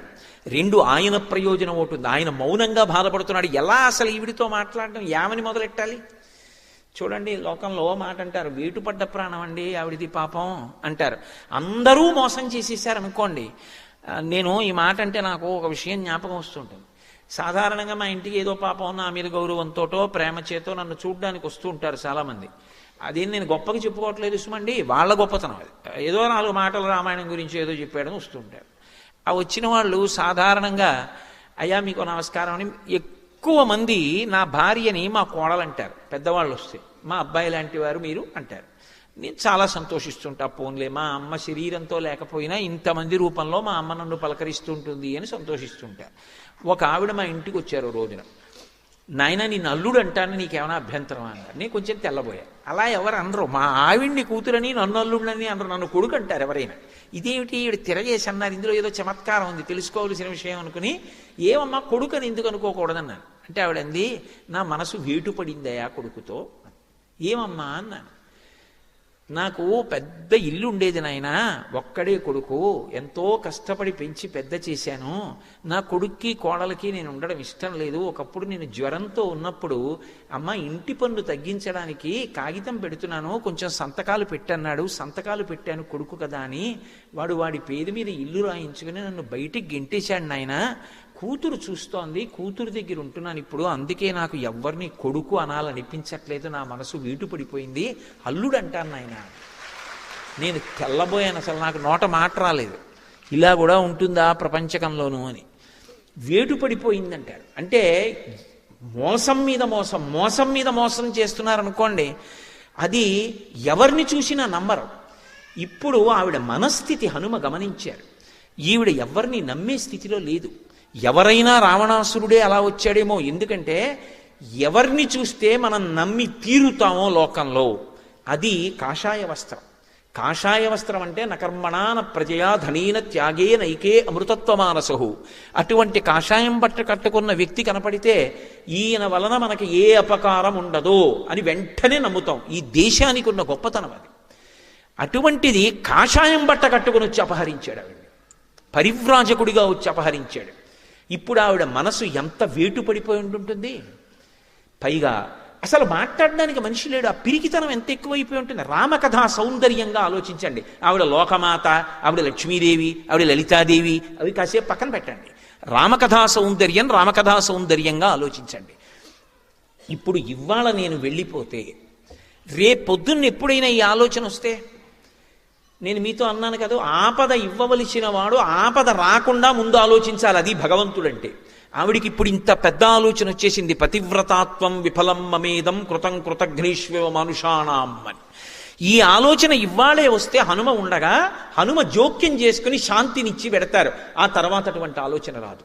రెండు, హనుమకి మాట్లాడడానికో మంచి అవకాశం తనంత తాను అకస్మాత్తుగా వచ్చేస్తుంది. మాట్లాడి ఉంగరం ఇవ్వాలి తప్ప మాట్లాడకుండా చటుక్కున ఉంగరం ఇస్తే ఆవిడ నమ్మే స్థితిలో లేదన్న విషయం హనుమకు అర్థమవుతోంది. ఇది సౌందర్యం సుందరకాండలో. ఇదన్నీ మహర్షి వర్ణిస్తారా? మీరు రామాయణం చదివినప్పుడు ఇంతకన్నా ఉత్కంఠతో కూడుకున్న సన్నివేశం ఏముంటుంది నాకు చెప్పండి. అసలు అంత రసపట్టు, అబ్బా ఎంత ఉద్విగ్నత. ఆకలిసేస్తున్నా సరే భార్య భోజనం వడ్డించి మొట్టమొదటిసారి సుందరకాండ జరుగుతున్నాడు అనుకోండి, ఏమంటే వడ్డించేశానంటే ఉండు కాసేపు ఏం పర్వాలేదు దిక్కుమాల భోజనం రోజు చేసేది అని చదువుతాడు తప్ప ఆపగలడా? అంత అద్భుతమైన రచన. ఇవన్నీ ఎక్కడ మహర్షి చెప్పరు. ఆంతర విషయాలు మనం అర్థం చేసుకోవాలి. అందులో ఉన్న సౌందర్యాన్ని. ధర్మం కోసం కొట్టుకుంటున్నారు ఎవరైనా మనం ఎలా తప్పించుకుపోయి సుఖాలను అనుభవిద్దామని ఆలోచించట్లేదు. అది సౌందర్యం. ఇప్పుడు అని ఆ తల్లి ఆలోచించింది. మరి ఎలా చచ్చిపోవడం నేను? ఆ ఆలోచన ఇవ్వాలే రావాలి. మళ్ళీ మళ్ళీ చెప్తున్నా. తర్వాత వచ్చిందనుకోండి, ఏమో ఏమైనా జరగచ్చు. హనుమ జోక్యం చేసుకోవాలంటే ఇవ్వాలే. అది భగవంతుడి యొక్క నిర్ణయం. ఆయన ధర్మాన్ని కాపాడడానికి అలా ఆలోచన చెయ్యకపోతే ఈశ్వరుడు ఉన్నాడన్న నమ్మకం లోకానికి కుదరదు. కాబట్టి ఇప్పుడు ఆవిడంది, నాకు ఎటూ కత్తిచ్చేవాడు లేడు, నాకు ఎటూ విషమిచ్చేవాళ్ళు లేరు, మరి దేని చేత చచ్చిపోవాలి అంటే తనకి పొడుగైనటువంటి తన కేశపాశం తనకి గుర్తొచ్చింది. కేశపాశం గుర్తు రావడం ఎందుకు అంటే, ఇక్కడ నన్ను మీరు మన్నించవలసి ఉంటుంది. ఒక్క మాట నేను చెప్పకపోతే బాగుండదు. చెప్పడానికి నాకు మనసు నిజానికి రాదు. స్త్రీ యొక్క దీర్ఘ కేశపాశము పురుషుణ్ణి మోహింపచేస్తుంది. ఇంత దీర్ఘ కేశపాశం ఉండడం వల్లే కదూ పరపురుషుడు మోహించి నా వెంటబడ్డాడు. ఇదే నా మరణానికి కూడా కారణం కావాలి. ఇది నన్ను మానసికంగా చంపేసింది. ఎందుకంటే నోరెత్తితే ఆ మాట వాడుతుంటాడు. ఏకవేణీ ధరాశయ్యాం ఝానం మలినమం బవరం, పెద్ద పొడుగైన జడుంది నీకంటూ ఉంటాడు. అది ఆవిడ మనసుకి క్లేశం. అది అనవలసింది రాముడు. వీడేవాడు. ఒక స్త్రీ సౌందర్యాన్ని ఎవడు మెచ్చుకోవాలో వాడు మెచ్చుకోవాలి తప్ప నిష్కారణంగా ఒక ఆడదాని అందాన్ని అర్థం లేకుండా అధికారం లేకుండా పొగడడం కూడా ఎంత తప్పో రామాయణం చదువుకుని అర్థమైన జాతి ఈ జాతి. అది అర్థమైతే అసలు వేరొక స్త్రీని నిష్కారణంగా పొగడడం అన్న జోలికి వెళ్ళారు. కాబట్టి ఇప్పుడు జడతోటే చచ్చిపోతాను అని సీతాధవేణ్యుద్గ్రహణం గృహీత్వా ఉద్బధ్య వేణ్యుద్గ్రథనేన శీఘ్ర అహంగమిష్యామి యమస్య మూలం ఉపస్థిత సా మృదు సర్వగాత్రి. పరమ మృదువైనటువంటి శరీరం కలిగినటువంటి తల్లి ఆ జడని పైకెత్తి పట్టుకుని జడనే ఉరితాడుగా కంఠం చుట్టూ తిప్పుకుని ఇప్పుడు అది బిగుసుకోవాలి. అందుని ముడి వేసుకుని రెండవ వైపు ముడి వేసేయాలి. ముడి వేసేసి పైకి వెళ్ళిపోతే ఆ జటయే తనకి ఉరి అయి మరణిస్తుంది. ఏ జట పరపురుషుడి యొక్క మోహానికి కారణమైందో ఆ జడతోటే శరీరం అంతమైపోవాలి. అంటే మీరొక్కటి గమనించండి, నోరు ఉంది కదా అని వదరి ఒక ఆడపిల్లతో మాట్లాడడం తేలిక, కానీ ఆ పిల్ల మనసులో ఎంత పరివేదన పడుతుందో, ఎంత భయపడుతుందో, వీడు ఎందుకు ఇలా మాట్లాడుతున్నాడని తల్లిదండ్రులకు చెప్పుకోలేక, అన్నదమ్ములకు చెప్పుకోలేక, స్నేహితులకు చెప్పుకోలేక, చదువు మీద దృష్టి పెట్టలేక ఎంత పరివేదన పొందుతుందో. ఆ హింస మనని కట్టి కొడపదా? అలా మాట్లాడచ్చా? ఆడపిల్లని చూస్తే లక్ష్మీదేవిని చూసి నీ మనసును ఎందుకు మరల్చుకోలేవు? రాముడిలా ఎందుకు బ్రతకలేవు? రామాయణ ప్రబోధం జరగకుండా పిల్లల్లో సంస్కృతి రమ్మంటే ఎక్కడి నుంచి వస్తుంది? మురుగుడు కాల్వలో నీరు త్రాగించి పాచిపోయిన అన్నం పెట్టి ఆరోగ్యంగా ఉండమంటే ఎక్కడి నుంచి వస్తుంది? ఎక్కడి నుంచి ఆరోగ్యంగా ఉంటారు? కళ్ళ ముందు కనపడకూడనివన్నీ వీధుల్లో కనపడుతుంటాయా? పిల్లలకి స్వేచ్ఛా స్వాతంత్రాలతో ఏది చూడాలంటే అది చూసే అధికారమా? వినపడకూడని మాటలన్నీ వినపడుతుంటాయా మాధ్యమాల్లో? పిల్లలు మాత్రం సంస్కారయుతంగా ఉండాలా? రామాయణం చెప్పకూడదా? భాగవతం చెప్పకూడదా? పోతన గారి గురించి చెప్పకూడదా?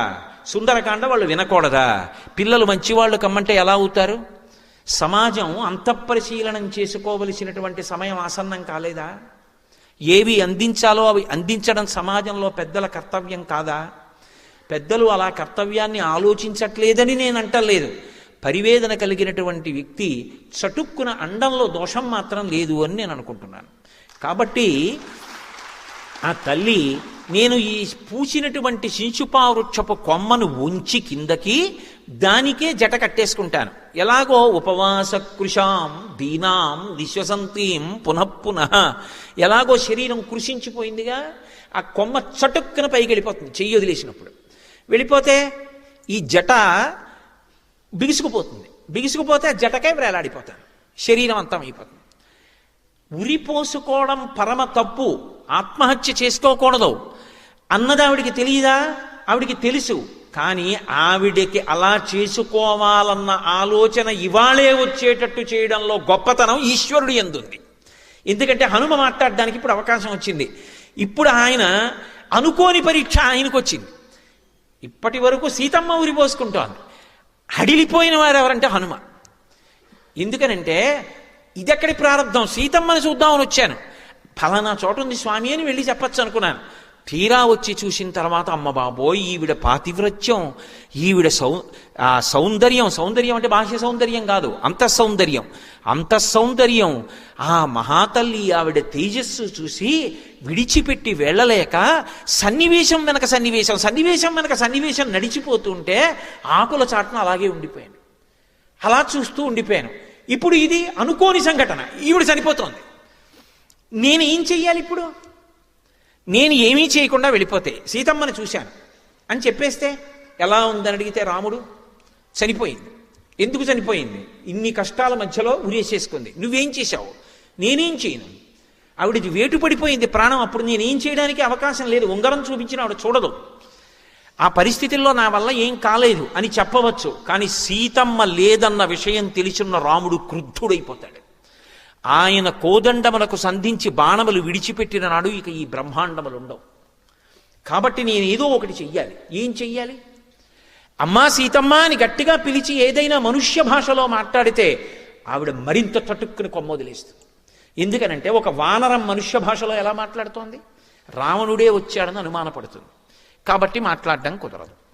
పోనీ మాట్లాడకుండా నేను ఏమైనా దగ్గరికి వెళ్ళి సహాయం చేద్దామంటే తల్లిని ముట్టుకోవడమే, ఆవిడ స్పృహలో ఉండగా ముట్టుకోవడమే, ఇంకేమైనా ఉందా? మరి అలాగని చూస్తూ ఊరుకుంటే నేను చెప్పినంతసేపు ఆలోచించడానికి అవకాశం ఉందండి. అక్కడ ఆవిడ చటుక్కున శిశుపావృక్షం దగ్గరికి వెళ్ళింది, ముడేసుకుంది, చుట్టూ తిప్పింది, కొమ్మొంచేస్తోంది. ఏవం బహువిధాం చింతాం చింతయిత్వాం మహాకపి సంసర్వో మధురం వాక్యం వైదేహ్య వ్యాజహార అన్నారు మహర్షి.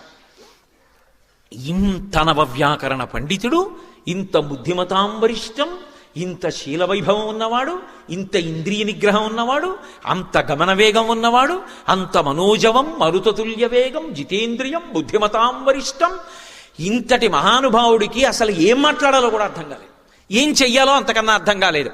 ఆ కొమ్మల్లో గిరగిర తిరిగేశారు. చూడండి, ఏం చెయ్యాలో తెలియనప్పుడు ఏమీ చేయలేక అటు ఇటు తిరిగేస్తాడు కంగారులోను. అలా తిరిగేశారు ఆ కొమ్మల్లో. ఎలా?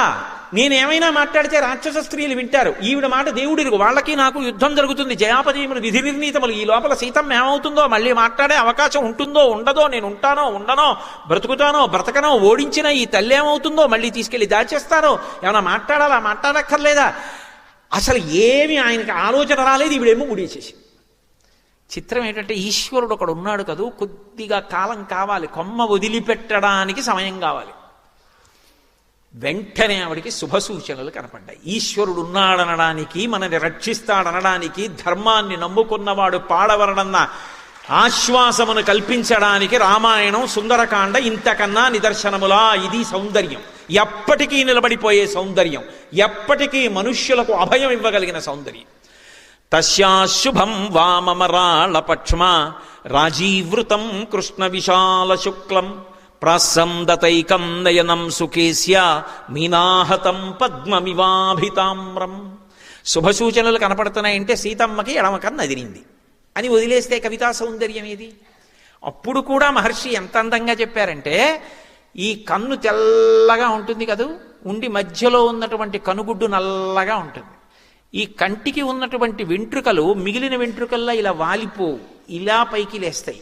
ఏదో ఆ శ్రీశైలంలో కృష్ణానది ఆనకట్ట మించి నీళ్లు వదిలితే ఇలా పడి ఇలా లేస్తే ఎలా ఉంటుందో అలా ఇలా ఉంటాయి ఆ ఆ కను రెప్పకున్న వెంట్రుకలు. సుజాత అభిరక్త కంఠీం అంటారు కదా, అలా ఉన్నటువంటి వెంట్రుకలతో కూడుకుని ఉన్నటువంటి ఆ తల్లి యొక్క ఎడమ కన్ను అదిరితే ఎలా ఉందంటేట, బాగా నీటితో నిండిపోయినటువంటి ఒక సరోవరం ఉంది. ఆ సరోవరంలో ఒక తామర పువ్వు పూసింది. పైన నీటి మీద తామర పువ్వు కనపడుతోంది. కాడ నీటి లోపల ఉంది. ఒక చేప నీటి లోపల ఈదుకుంటూ వెళ్ళిపోతోంది. వెళ్ళిపోతూ నీళ్లల్లోనే తామర కాడ పక్కకొచ్చి నించుంది. నించున్నప్పుడు తోక కొద్దిగా ఊపుతుంది, ఇలా మళ్ళీ కదిలి వెళ్ళిపోయేటప్పుడు గట్టిగా ఊపుతుంది. ఆ చేప కదిలి వెళ్ళిపోయే ముందు తోక గట్టిగా ఊపింది. ఆ ఊపిన తోక తామర పువ్వు కాడకి తగిలింది. కాడ నీళ్లల్లో ఊగింది, కానీ నీరు ఆ ఊపును ఆపింది. కొద్ది ఊపే పైకొచ్చింది. ఆ చిన్న ఊపికి పైనున్న తామర పువ్వు ఇలా అంది. అలా నీటి మీద తామర పువ్వు చేప తోక తగిలి ఊగితే ఎలా ఉంటుందో అమ్మవారి కన్ను కొట్టుకుంటే అలా కొట్టుకుంటుంది. ఏమి కవితా సౌందర్యం, ఏమి ఊహ! ఆ సన్నివేశంలో ఇలా చెప్పగలగడం ఒక్క వాల్మీకి మహర్షికి చెల్లింది. ఇటువంటివి ఎన్ని కోకొల్లలు సుందరకాండలో, ఎన్నని నేను చూపించగలను. వెనక కథ తరుగుతూ ఉంటుంది. రేపటి రోజుతో ఆఖరు పూర్తి చెయ్యాలి. తస్యాశుభం వామమరాళ పక్ష్మ రాజీవృతం కృష్ణ విశాల శుక్లం ప్రాసందతైకం నయనం సుకేస్య మీనాహతం పద్మమివాభితామ్రం. ఆ పువ్వు ఎలా కదులుతుందో అలా అమ్మవారి కన్ను కొట్టుకుందిట. కన్ను అదిరింది, ఎడమ భుజం అదిరింది, ఎడమ తొడ అదిరింది, కట్టుకున్న చీర కొద్దిగా జారినట్టు అనిపించింది. అమ్మవారికి వెంటనే ఆలోచన కలిగింది, కాదు నాకేదో శుభం ఉంది. త్రిజట చెప్పింది. ఇప్పుడు ఉరిపోసుకుందామంటే వద్దు అన్న సంకేతాలు కనపడుతున్నాయి. శకున శాస్త్రానికి ఒక ప్రామాణ్యం ఉంది. ఈశ్వరుడు హెచ్చరిక చేయవలసి వచ్చిందనుకోండి, శంఖచక్ర కథాపద్మాలు అట్టుకుని వచ్చి చెప్పడం, ఒక శకున రూపంలో చెప్తాడు. మీరు రామాయణాన్ని శకున శాస్త్రంగా చదివితే అంతా శకున శాస్త్రం. అందులో యుద్ధకాండలో ఒక్కొక్క వీరుడు బయటకు వస్తుంటే శకునాలు చూపిస్తారు. కాబట్టి నాకు శుభశకునాలు కనపడుతున్నాయే, నాకు ఇంకా ఏం శుభం మిగిలిందని కొద్దిగా ఆగింది. ఈలోగా పైనున్న ఆయనకి అవకాశం దక్కింది. చూడండి, చిన్న బ్రీదింగ్ టైం దొరికితే చాలండి అంటుంటాడు ఒక్కొక్కడు. అలా ఆయనకు కొద్దిగా సమయం దొరికింది. ఇప్పుడు ఆయన వెంటనే ఆలోచించాడు. ఇక్కడ మీరు ఒకటి గమనించాలి, హనుమ చెప్దామని చెప్పట్లేదు. ఆయనకు వచ్చిన ఆలోచన ఏమిటంటే, ఇప్పుడు ఈవిడ ఉరి పోసుకోకుండా ఆగాలంటే ఒక్కటే, రామ రామ రామ రామ రామ రామ అంటే అయిపోతుంది. ఎందుకంటే ఈవిడికి అసలు ఆ రామ అన్న నామం అన్నా రాముడు అన్నా అంత భక్తి. అది వినపడితే చాలు. అది వినపడకి ఇలా అయిపోయింది. అది వినపడితే చాలు. చూడండి, ఓ మాట అంటుంటారు, ఈవిడికి మళ్ళీ అన్నదమ్ములు అక్క చెల్లెళ్ళు అందరూ కనపడి 10 రోజులు అందరిలో సరదాగా తిరిగితే ఆరోగ్యం వస్తుందండి. మానసికంగా బెంగపెట్టుకుంది, శారీరకంగా ఏం లేదు అంటారు. ఏదో పిల్ల పెళ్ళి కొత్తగా అమెరికా వెళ్ళిపోయింది అనుకోండి, 6 నెలలకి దిగులు పడిపోయింది అనుకోండి, ఆ పుట్టిల్లు అవి అన్నీ గుర్తొచ్చి ఒక్కసారి వాళ్ళ పుట్టింటికి పంపించండి, 1 నెలలు వాళ్ళందరితో సరదాగా తిరిగి వచ్చేస్తే సంతోషంగా ఉంటుంది. అంటే మీరు లేకుండా ఎలా అంటే విసుక్కోకూడదు. ఎంత ఆర్ద్ర హృదయం. 6 నెలలైంది పెళ్ళయి, నన్ను వదిలి వెళ్ళలేదు. పాపం మనసులో పుట్టి పెరిగిన స్థలం కదా, దిక్కుమాలిన ఉద్యోగం కోసం వెంపర్లాడిపోక్కర్లేదు, 1 నెల సెలవు పెట్టి తీసుకుని వెళ్ళాలి మళ్ళీ ఇండియా. అది కాదు భర్తృత్వం అంటే. అది లేకపోతే ఎలా భర్తృత్వం? కాబట్టి ఇప్పుడు ఆమెకి శుభం ఉన్నది అంటే రామకథ చెప్పాలి. ఆమె ప్రాణమంతా ఏమిటి? రాముడే. అందుకే కదూ అంది, అనన్య దైవత్వమియం క్షమాచ, నాకు దైవం అంటే రాముడే అంది. కాబట్టి నేను రామకథ చెప్పేస్తాను. రామకథ చెప్పేస్తాను, ఆయనకి సంకల్పం కూడా లేదు. ఆయనకి అసలు ఏం చెప్పాలో తెలియని సందర్భం అనుకోండి, రామకథ చెప్పేస్తారు. ఇది నిజం తెలుసా అండి? రామాయణం చదివి కొంచెం రామాయణంతో స్పర్శ ఉందనుకోండి, అకస్మాత్తుగా మనం ఏదో విందాం అని చెప్పి ఏ గాన కచేరీకో ఏ నృత్యం చూద్దామని సభలోకి వెళ్ళి కూర్చున్నారనుకోండి, అస్తమానం ఉపన్యాసాలు చెప్పేవాడు సభలో కనపడ్డాడు అనుకోండి, చటుక్కుని ఏం చేస్తారంటే ఫలానా ఆయన వచ్చాడు, ఒక్క 5 నిమిషాలు దీని మీద మాట్లాడతారంటాడు. 5 నిమిషాలు దీని మీద మాట్లాడతారంటే ఆయన ఏం మాట్లాడదామని వచ్చాడా, చూద్దామని వచ్చాడు. అప్పుడు వెంటనే ఉత్తర క్షణంలో ఉండండి, మళ్ళీ ఇంటికి వెళ్ళి పుస్తకం చూసి వస్తాను అనగలడా? అప్పుడు ఆయనకి ఆధారం ఏమిటి? ఆయనకి ఎప్పుడూ మనసులో సిద్ధంగా ప్రీతిపాత్రంగా ఉండేది ఏది ఉంటుందో అది చెప్పేసి ఇవన్నీ ఆయన ప్రీతికి పనికొస్తాయి అందిపోతాడు కదా. భగవంతుడి ప్రీతికి ఇవన్నీ ఎంతో మంచివి. మంచి పాట పాడుకున్నారనుకోండి, పరవశించిపోయారనుకోండి, సంగీతానికి అమ్మవారు సంతోషిస్తుంది. సామగాన ప్రియ అని అమ్మవారి గురించి 4 మాటలు చెప్పేసి, కాబట్టి తల్లి ఇంత గొప్పగా పాడుతున్నారు, ఈ పాట చేత ఈవిడ తరిస్తారనడంలో సందేహం లేదు, అమ్మవారిని చేరుకోవడానికి అందరూ సంగీతం నేర్చుకోవాలి అని చెప్పి దిగిపోతాడు. ఎంత బాగా మాట్లాడారండి అంటాడు. ఇంత బాగా మాట్లాడారండి కాదు, ఆయనకి మాట్లాడడం ఏం చెప్పాలో తెలియకి చెప్పాడు. అంటే ఆయనకి అదే వచ్చేస్తుంది బుర్రలోకి, ఎందుకంటే ఆయనకి ఎప్పుడు అదే అలవాటు, మరి అదే మాట్లాడతాడు, అది తప్ప ఇంకోటి మాట్లాడ్డా ఆయన, అందుకని అదే మాట్లాడతాడు. మళ్ళీ హనుమకి కూడా మనసులో ఎవరుంటారంటే రాముడే ఉంటాడు. సీతమ్మకి ఎలాగో హనుమకి కూడా అంతే. అందుకని ఆయన కూడా ఏం చెప్తారు? అది సందర్భమా అనవసరం, రామకథే చెప్తారు. అందుకని ఆయన ఉత్తరక్షణం ఏమం బహువిధాం చింతాం చింతయిత్వాం మహాకపి సంసర్భో మధురం వాక్యం వైదేహ్య వ్యాజహార. కావ్య సౌందర్యం, చచ్చిపోయే వాళ్ళని కూడా బ్రతికించగలిగినటువంటి కథ రామకథ, మృత సంజీవని. సుందరకాండలో రాముడు కనబడడు, రామకథ వినబడుతుంది 1కి 10 మార్లు. అందుకని రామకథ చెప్పడం మొదలుపెట్టారు. ఎలా అంటే ఆవిడ వినాలి, ఆవిడ చెవిలో పడాలి, ఆవిడ అనురక్త కావాలి. అనురక్త కావాలి అంటే అమ్మ రాముడు ఉన్నాడమ్మా నన్ను పంపించాడమ్మా అంటే నమ్మదు. ఆవిడ ముందు నమ్మేదాంతో మొదలెట్టాలి. నమ్మేదాంతో మొదలెట్టి ఆవిడికి తెలియంది చెప్పాలి. అప్పుడు అంటే ఇప్పుడు ఆవిడికి ఆశ్వాసం కుదురుతుంది. ఓ ముందుని చెప్పాడు, నమ్మకంగా ఉంది, ఇది కూడా నిజమేమో అనే అనుమానం వచ్చి ఆగుతుంది కాస్త నిర్ధారణ చేసుకోవడానికి. అందుకని రాజాధజరదో నామ రథకుంజరమాజిమాన్ పుణ్యశీలో మహాకీర్తి రుజుర్రాసి మహాయశ. తన ఇష్టం వచ్చినంతసేపు మాట్లాడడానికి అవకాశం ఉన్నటువంటి ఉపన్యాసకుడిలా మాట్లాడడం కుదరదు, గబగబా చెప్పాలి రామకథ, ఆవిడ చెవుల్లోకి వెళ్ళాలి. పూర్వం ఇక్ష్వాకు వంశంలో పుట్టినటువంటి మహాకీర్తివంతుడు ధర్మాత్ముడైనటువంటి దశరథ మహారాజు గారు అనేటటువంటి రాజు చతురంగ బలాలతో, గజబలంతో, అశ్వబలంతో, సైన్యబలంతో రాజ్యాన్ని పరిపాలన చేస్తూ ధర్మాత్ముడై ఆ వంశానికి ఎంతో పేరు ప్రఖ్యాతులను సంపాదించినటువంటి వాడు ఉండేవాడు. ఆయనకి పెద్ద కుమారుడైనటువంటి రామచంద్రమూర్తి అపారమైనటువంటి ధర్మనిష్ట కలిగినటువంటి వాడు. తండ్రి అయినటువంటి దశరథ మహారాజు గారి ఇచ్చినటువంటి మాట నిలబెట్టడం కోసం, ఆయన్ని సత్యవాక్యమునందు నిలబెట్టడం కోసం భార్య అయిన సీతమ్మ తమ్ముడైన లక్ష్మణస్వామితో కలిసి అరణ్యవాసం చేయడానికి దండకారణ్యానికి చేరుకుంటే, ఆయనకి ప్రియమైన ఇల్లాలైన సీతమ్మని తెలదగలిగినటువంటి రాక్షసుడు రావణాసురుడు అపహరించి తీసుకొచ్చి సీతమ్మని లంకాపట్టణంలో పెట్టాడు.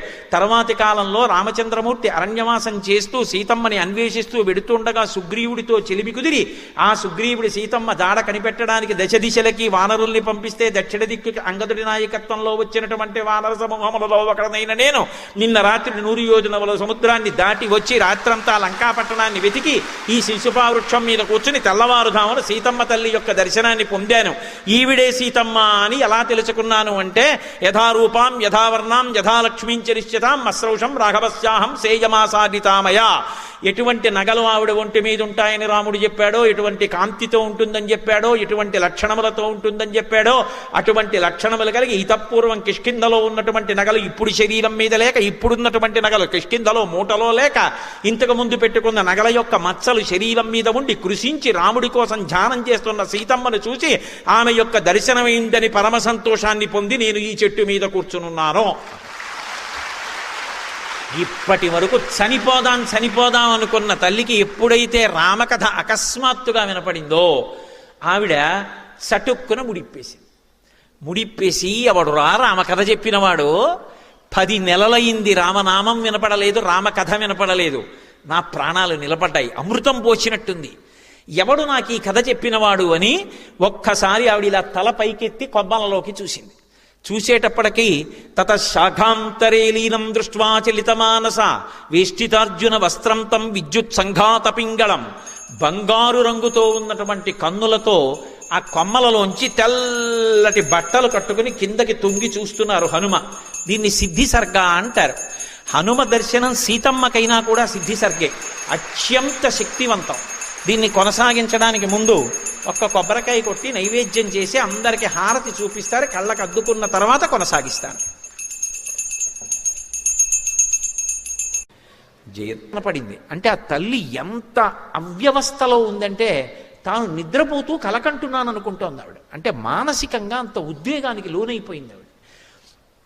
కానీ ఉత్తరక్షణంలో అనుకుంది, నేను నిద్రపోవట్లేదుగా, రామచంద్రమూర్తికి దూరంగా ఉండి నేను నిద్రపోయానా? అసలు నాకు నిద్ర పట్టింది ఎప్పుడు? అలా నిద్రపట్టి నేను సుఖపడిన రోజుందా రాముడికి దూరమై? ఎన్నడూ నిద్రపోలేదే. నేను నిద్రపోనప్పుడు నాకు కల ఎలా వచ్చింది?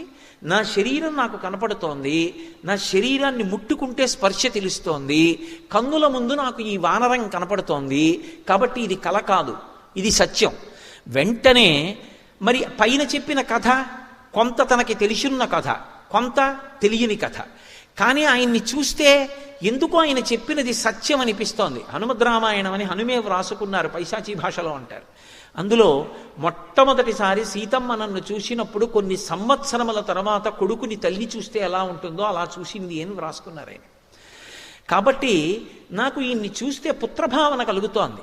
ఎందుకో నాకు ఎంత మాత్రమో కూడా అబద్ధం చెప్తున్నాడు అని అనిపించట్లేదు. అయినా వెంటనే ఆ తల్లి నమస్కారం చేస్తోంది. నమోస్తు వాచస్పతయే సవజ్రిణే స్వయంభువే చైవ హుతాశనాయ చ. నేను నమస్కారం చేస్తున్నాను ఎవరికి? నమోస్తు వాచస్పతయే సవజ్రిణే, బృహస్పతితో కూడుకుని ఉన్నటువంటి ఇంద్రుడికి నమస్కారం చేస్తున్నాను. అలాగే స్వయంభువే చైవ హుతాశనాయ చ, అగ్నిహోత్రుడికి బ్రహ్మగారికి నమస్కారం చేస్తున్నాను. అనేన చోక్తం యదిదం మమాగ్రతో వనౌకసా తచ్చ తదాస్తు నాన్యథా. నేను కూర్చున్న ఈ చెట్టు మీద కూర్చుని ఈ వానరం ఏ కథ చెప్పిందో ఆ కథ సత్యమే అగుగాక, ఆ కథ వేరొకలా కాకుండుగాక. అంటే ఆవిడ ఒకవేళ రావణాసురుడు మారువేషంలో వచ్చి చెప్తున్నాడేమో, అందుకని ఆవిడ దేవతల్ని ప్రార్థన చేసింది. అలా పిరికితనం కలగట్లేదు మనసులో, అది సత్యమే అని ఎక్కడో తెలుస్తోంది. పుత్రుడిలా కనపడుతున్నాడు, ఆయన తేజస్సు చూస్తే అలా అనిపించట్లేదు మోసం చేసేవాళ్ళ. ఇన్నాళ్లకి ఈయన ముఖం చూస్తే మనసులో ఊరట కలుగుతోంది, ఆయన మాట్లాడిన తీరు అంత స్పష్టంగా ఉంది, నన్ను ఊరడించడానికి చెప్పాడన్న విషయం స్పష్టం అవుతోంది. ఇన్ని ఆధారముల చేత ఆవిడ ప్రార్థన చేసి, ఒకవేళ నిజంగా నేను స్వప్నంలో వానరాన్ని చూసి ఉంటే దానికి వలన ఆపదలు పొందాలి, నేను బాధపడాలి అంటే, నేను ఎక్కువ మనసులో ఖేదపడాలి అంటే, ఎవరికి ఖేదం కలిగితే నేను ఖేదం పొందుతాను? రాముడికి ఖేదం కలిగితే నాకు ఖేదం, లక్ష్మణస్వామికి ఖేదం కలిగితే నాకు ఖేదం, నన్ను కన్న తండ్రి జనక మహారాజు గారికి ఖేదం కలిగితే నాకు ఖేదం. అందుకని స్వస్యస్సు రామాయ సలక్ష్మణాయ తథాపితుర్మే జనకస్య రాజ్ఞః. రామచంద్రమూర్తికి మంగళమగుగాక, ఆయనకి స్వస్తి ఎగుగాక, లక్ష్మణస్వామికి స్వస్తి ఎగుగాక, నా అత్తవారింటి వైపు అందరూ సంతోషముగా ఉండెదరుగాక. అంతర్లీన భావన, నన్ను కన్న తండ్రి జనక మహారాజు గారు సంతోషముగా ఉండుగాక, స్వస్తి ఎగుగాక. మరి తనకి ఇది భారతదేశంలో ఆడపిల్ల యొక్క గొప్పతనం. తనకి సుఖం వేరొకటి ఉండదు. తన భర్త సుఖం తన సుఖం, తన మరుదుల సుఖం తన సుఖం, తన అత్తవారింటి సుఖం తన సుఖం, తన పుట్టింటి వారి సుఖం తన సుఖం. అందుకే ఎంత విచిత్రంగా ఉంటుందంటే, ఇక్కడ పెరిగిన పిల్ల అక్కడికెడుతుంది, ఏమిటో అక్కడ బంధుత్వాలు కొత్తగా తెలుసుకుంటుంది. తెలుసుకుని అందరూ నా వాళ్ళే, నా మరిది, నా తోడికోడలు, మా పినమామగారు, మా పెదమామగారు. ఎంత అల్లుకుపోతుందో! పురుషుడు అలా అల్లుకోలేడు, బంధువులింటికి వెళ్ళినా అలా కలిసిపోలేడు. ఆడపిల్ల ఎంత తేలికగా, ఏదో బాతు నీళ్లల్లో వదిలేస్తే ఈ దేశినంత తేలికగా అత్తవారింట్లో ఉంచేసుకుంటుంది. అలా ఉంచేసుకుని ఆమె పడే బాధల్లా ఒక్కటే, నేనంత ప్రేమగా చూస్తాను, వాళ్ళు నన్ను అలా ఎందుకు చూడరు అంటుంది. ఎంత బేలతనం నిజంగా ఆడపిల్లది అనిపిస్తుంది. అదే ఎంత ఐశ్వర్యం ఉన్న ఇంటిని మెట్టనివ్వండి, ఇది నాది అని చెప్పడానికి అధికారం పొందింది. పుట్టిల్లు అంత ఐశ్వర్యవంతమైన ఇల్లు కాదు. కానీ అన్నదమ్ముడు ఏదో శుభకార్యం చేసుకుంటున్నాడంటే నెలలు నెలలు కష్టపడి ఉండిపోతుంది ఆ అన్నదమ్ముడి కోసం. ఎంత ప్రేమో పుట్టినిళ్ళంటే, తోబుట్టువులంటే. ఆ తోడబుట్టినవాడు శుభకార్యం చేసుకుంటే పీటల మీద కూర్చొని ఉండగా మంగళహారతి ఇవ్వడానికి మురిసిపోతుంది నా హక్కని. పీటల మీద కూర్చుంటే ఏమిటో వెనకాతల కూర్చుని ఆ బొగ్గం చొక్క పెట్టి, ఆ జుత్తు సరిచేసి, ఆ పంచె సరిచేసి, ఏమిటో అది తనకి జన్మలో పొందిన గొప్ప అనుగ్రహం అనుకుంటుంది, ఈశ్వరుడిచ్చిన భాగ్యం అనుకుంటుంది. ఆ మంగళహారతి ఇచ్చినప్పుడు పళ్ళెల్లో 100 రూపాయలు వేస్తే ఆమెకి కోట్లు ఉన్నాయి భర్తకి. ఈ 100 రూపాయలు పదిలంగా పట్టుకెళ్ళి మా అన్నయ్య ఇచ్చాడు, మా అన్నయ్య ఇచ్చాడు, మా అన్నయ్య ఇచ్చాడని దాచుకుంటుంది. 100 రూపాయలు నేత చీర పెడితే ఆ చీర కట్టుకుని మా అన్నయ్య ఇచ్చిన చీర, మా అన్నయ్య ఇచ్చిన చీర అంటుంది. ఆడపిల్ల హృదయానికి ఉన్న సౌకుమార్యం నిజానికి పురుషుడికి ఎక్కడుంది? అందుకే లోకంలో 3 వానల్లో ఒక వాన దేని వలన పడుతుంది అంటే, సౌశీల్యవతులైనటువంటి స్త్రీల వలన ఒక వర్షం పడుతుంది. ఒక వర్షం రాజు యొక్క ధర్మం వలన పడుతుంది. ఒక వర్షం ప్రజలు పాటించేటటువంటి దైవభక్తి, ఆచారము, శాస్త్రమునందున్న నమ్మకం చేత పడుతుంది. కాబట్టి ఒక వర్షాన్నే నిర్ణయించగలదు స్త్రీ, 2 వంశములను ఉద్ధరించగలదు. వాళ్ళ సుఖం తన సుఖం తప్ప తనకంటూ వేరే సుఖం ఉంది అని ఆలోచించదు. సీతమ్మ సమస్త స్త్రీజాతికి ప్రతినిధిగా అంత కష్టంలో కూడా అమ్మయ్యా నాకు బాగుండాలనలేదు. రాముడు బాగుండాలి, లక్ష్మణస్వామి బాగుండాలి, జనక మహారాజు గారు బాగుండాలి. ఏమి సౌందర్యం నిజంగా రచనలో! మొత్తం స్త్రీజాతి భావాన్నంతటినీ ప్రతిబింబించారు మహర్షి. మా తల్లి అలా అంటుంటే ఆ పైన ఉన్నటువంటి హనుమ చూస్తున్నారు. ఈమె ఒంటి మీద నగల విషయం నిర్ధారణ అయిపోయింది. ఈమె ఊపిరి విడిచిపెడుతోంది, ఊపిరి తీస్తోంది. ఈవిడ యొక్క తేజస్సు చూస్తే పట్టి పట్టి గమనిస్తే మట్టి పట్టిన పట్టుపుట్టాన్ని కట్టుకున్నా, అటువంటి నగలే పెట్టుకుని ఉన్నా, ఈమె యొక్క తేజస్సుని పరిశీలిస్తే వశిష్ఠుణ్ణి విడిచిపెట్టి వచ్చినటువంటి అరుంధతియా, లేకపోతే ఇంద్రుడి మీద కోపం వచ్చి వచ్చినటువంటి శచీదేవా అని అనుమానం వస్తోంది. కానీ ఈమె అరికాళ్ళు భూమిని తాకుతున్నాయి. ఈమె ఎందుకో గాఢంగా నిట్టూరుస్తోంది. ఈమె ఖచ్చితంగా సీతాదేవి. కానీ ఈమెని పలకరించడం ఎలా? ఆర్తితో పైనుంచి చూస్తూ అడిగారు, అమ్మా సురాణాం అసురాణాం వా నాగ గంధర్వ రక్షసాం యక్షాణాం కిన్నెరాణాం వా కాంస్త్వం భవసి శోభనే. అమ్మా నువ్వు దేవతలకి సంబంధించిన దానివా, యక్ష గంధర్వ కిన్నెర కింపురుషాదులకు చెందిన దానివా? నీ యొక్క లక్షణాలు చూస్తే మనుష్యకాంతలా ఉన్నావు, నీ యొక్క కాంతి చూస్తే దేవతా స్త్రీలా ఉన్నావు, నీ తేజస్సు చూస్తే రాచపుత్ర స్త్రీలా ఉన్నావు. అమ్మా నువ్వెవరో నిజంగా చెప్పమ్మా, నేను ఎవరనుకుంటున్నావమ్మా? నేను సీతమ్మని అన్వేషిస్తూ వచ్చిన వానరుణ్ణమ్మా. రావణేన జనస్థానాత్ బలా అపహృతా ఇది సీతాత్వమసి భద్రంతే తన్మమా చక్ష్వపృచ్ఛత. జనస్థానంలో రావణాసురుడు రాముణ్ణి లక్ష్మణుణ్ణి దూరం చేసి ఎత్తుకొచ్చినటువంటి సీతమ్మ అని అనుకుంటున్నాను. అమ్మా నిజం చెప్పమ్మా, నా ఎందు అనుగ్రహించమ్మా, నీ దర్శనాన్ని పొందాను అనుకుని పొంగిపోతున్నానమ్మా అన్నారు. చెప్పాను కదా, ఆయన వంక చూస్తే ఆ వానరం మాట్లాడుతున్నది పరమసత్యం అనిపించింది ఆవిడికి. అనిపించి ఆ తల్లి వెంటనే హనుమని చూసి ఒక మాట అంది, పృథివ్యారాజసింహానాం ముఖ్యస్య విదితాత్మనః స్నుషా దశరథస్యాహం శత్రుసైన్య ప్రతాపినః దుహితా జనకస్యాహం వైదేహస్య మహాత్మనః సీతాచనామనామ్యాహం భార్యా రామస్య ధీమతః. ఆ తల్లి ఇందాక మనవి చేశాను కదా, సమస్త స్త్రీ జాతికి ప్రతినిధిగా నిలబడుతుంది. వివాహం అయిపోయినటువంటి స్త్రీని పలకరిస్తే అమ్మ తమరెవరు అని అడిగామనుకోండి, మొట్టమొదట చెప్పవలసింది మామగారి పేరు చెప్పాలి. ఎందుకని అంటే లోకంలో ఒక విషయం చెప్తారు, ఒక ఆడది గుండెలు బాదుకుని ఏడవవలసినటువంటి అవసరము రాకుండుగాక అని వివాహకాండలో దేవతల్ని భర్త ప్రార్థన చేస్తాడు. ఈమె ఎన్నడూ జుత్తు విరబోసుకుని గుండెలు బాదుకుని నాకు కనపడకుండుగాక అని. ఆడది జీవితంలో ఏడవవలసినటువంటి రోజంటూ వస్తే ఒక్క రోజు అని చెప్పింది శాస్త్రం. ఇంకొక రోజు ఉండకూడదు. అంత మంగళప్రదంగా మాట్లాడింది. ఇంకొక రోజు ఉండదు, ఒక్కరోజే. ఏదా రోజు అంటే మామగారి శరీరం వెళ్ళిపోయిన రోజు. ఎందుకని అంటే మామగారి కన్నా రక్షకుడు లోకంలో ఉండట. అందుకే సీమంతోన్నయనం అని చేస్తారు. సీమంతోన్నయనము అంటే ఏదో సీమంతం చూడిదలు ఇచ్చామని 5 కేజీలు కాజాలు 3 కేజీలు మైసూరు పాకులు మా కానవాయితీ అన్న దిక్కుమాలినాచారం కాదు.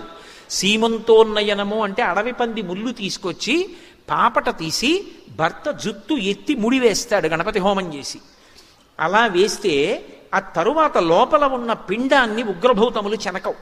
అప్పుడు మొదటి కానుక ఎవరిస్తారంటే సూడిద అంటారు. సూడిద అంటే కానుక. సూడిద ఎవరిస్తారంటే మామగారు ఇస్తాడు. ఎందుకు ఇస్తాడో తెలుసా? అమ్మా, ఎక్కడ పుట్టావు, ఎవరింట్లోనో పుట్టావు, ఆడపిల్లవి, మీ తండ్రి ఎంత ప్రేమగా పెంచి పెద్ద చేశాడో, మీ తల్లి ఎంత ప్రేమగా పెంచి పెద్ద చేసిందో, నీ కోసం ఎంత ఆరాటపడ్డారో. అమ్మా, నా ఇంటికి కోడలిగా వచ్చావు, నా కొడుకు నీకు సమస్తమని బ్రతికావు. అందుకే కోడల కంటి వెంట నీరు రాకుండా చూసుకోవలసిన పెద్దరికం ఎవరిది అంటే మామగారిది. తన కోడలు సుఖపడుతోందా లేదా అని చూసుకోవాలి. ప్రత్యేకంగా అడగాలి. సినిమాకి వెళ్ళావా నాన్న, ఇద్దరు వెళ్ళండి ఒకసారి అని చెప్పాలి మామగారు. కోడలి క్షేమం చూడవలసిన వాడు మామగారే.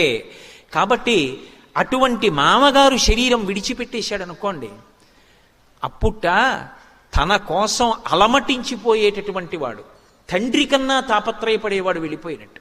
అందుకే సూడిదల్లో, అమ్మా, నా ఇంటిని మెట్టావు, నాకు వారసుని ఇవ్వబోతున్నావు, నన్ను తాతని చెయ్యబోతున్నావు, ఎంత గర్భక్లేశాన్ని అనుభవిస్తావు, అనుభవించి ఎత్తుపల్లాల్లో జాగ్రత్తగా నడిచి పథ్యం చేసి బిడ్డని కని నన్ను తాతని చేసి నా వంశం నిలబడుతున్నావు, నా కొడుకుని తండ్రిని చేస్తున్నావు, నీకేమి ఇవ్వగలను? అమ్మ, నీకు కానుకిస్తున్నానని ఆభరణం ఇస్తాడు. అది ఎంత పెద్దది వదిలేయండి. పరమ ప్రేమతో మొదటి కానుక మామగారు ఇస్తాడు. మామగారుట అంత ఆర్తి పొందుతాట కోడల కోసం. అలా ఉండగలిగితే నీ చెప్పేది. ఎందుకంటే ఇవాల్టి రోజు కొంతమంది మామగారులను చూస్తే ఇలా ఉంటాడని చెప్పడం కూడా అంత తేలిక కాదేమో అనిపిస్తుంది. కాలుష్యం అంత పెరిగిపోయింది కాబట్టి. కానీ నేను రామాయణాన్ని నమ్ముకున్నవాడిని, అలాగే ఉంటారు మామగారులని నమ్మే మాట్లాడతాను. కాబట్టి ఆ తల్లి మామగారు వెళ్ళిపోతే మాత్రం ఏడుస్తారట. అలా ఇలా కాదుట. నా కోసం, నా సంతోషం కోసం అహరహం పరిశ్రమించే వ్యక్తి ఆయన వెళ్ళిపోయారు. ఏది పెద్దరికం ఇప్పుడు?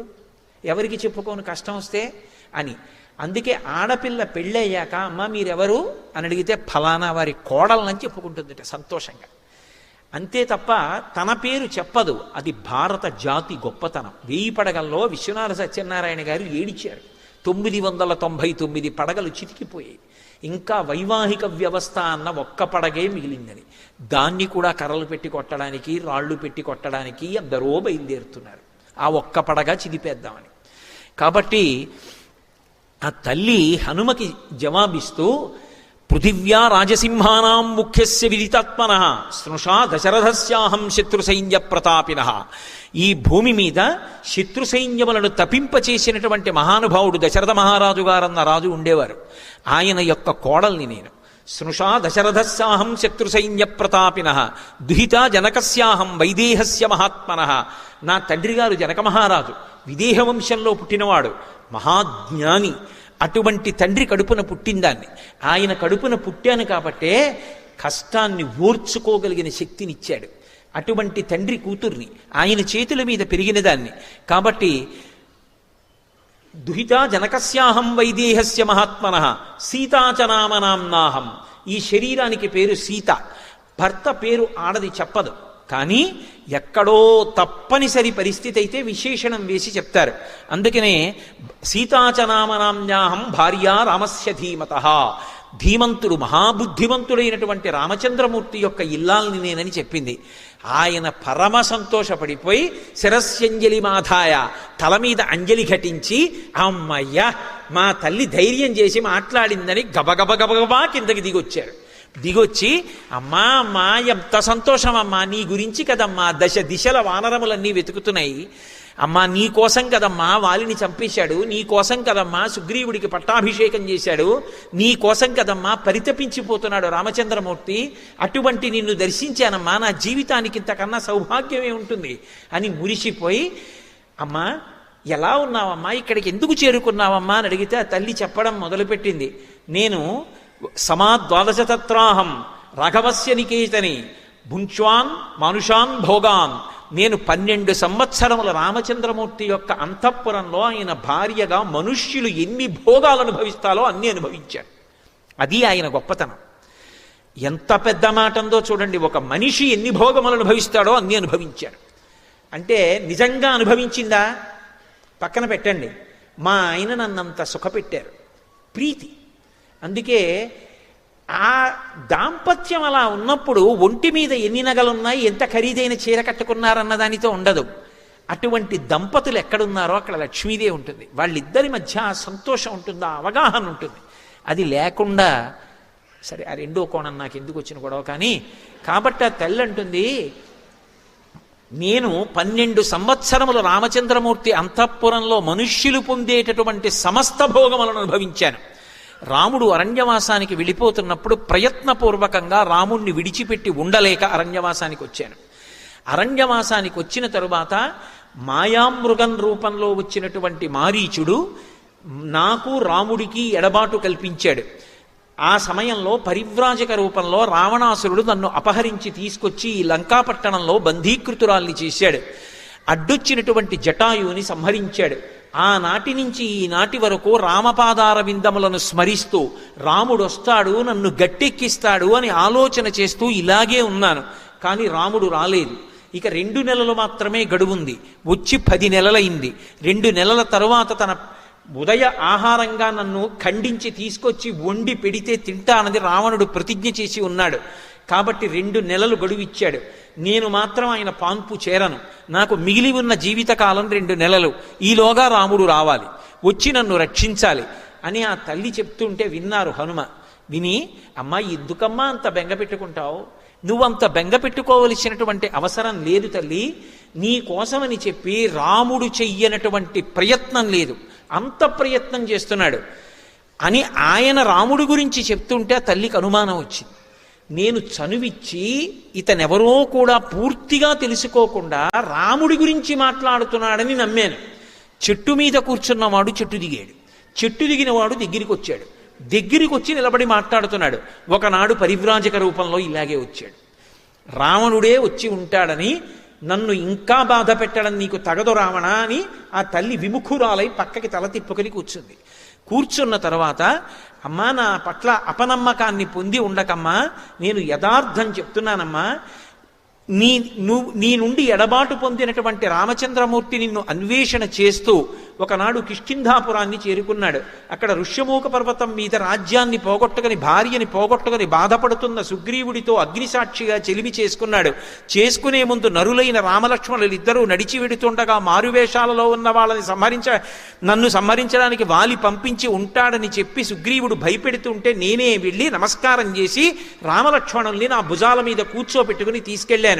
సుగ్రీవుడితో అగ్నిసాక్షిగా చెలిమి చేకూరింది. ఒక్క బాణంతో వాలిని కొట్టాడు. వాలిని సంహరించి సుగ్రీవుడికి పట్టాభిషేకం చేశాడు. ప్రత్యుపకారంగా 10 దిశల వెతకడానికి వానరుల్ని పంపుతానని సుగ్రీవుడు మాటిచ్చాడు. అన్ని దిక్కులకు వానరములను పంపాడు. దక్షిణ దిక్కుకొచ్చిన కొన్ని లక్షల మంది వానరులకు అంగదుడు యువరాజు నాయకత్వం వహించాడు. మిగిలిన వారు ఉత్తర తీరంలో ఉండిపోతే రాత్రి 100 యోజనముల సముద్రాన్ని గడచి వచ్చి ఈ పట్టణమంతా వెతికి తెల్లవారుజామున నీ దర్శనాన్ని పొందాను.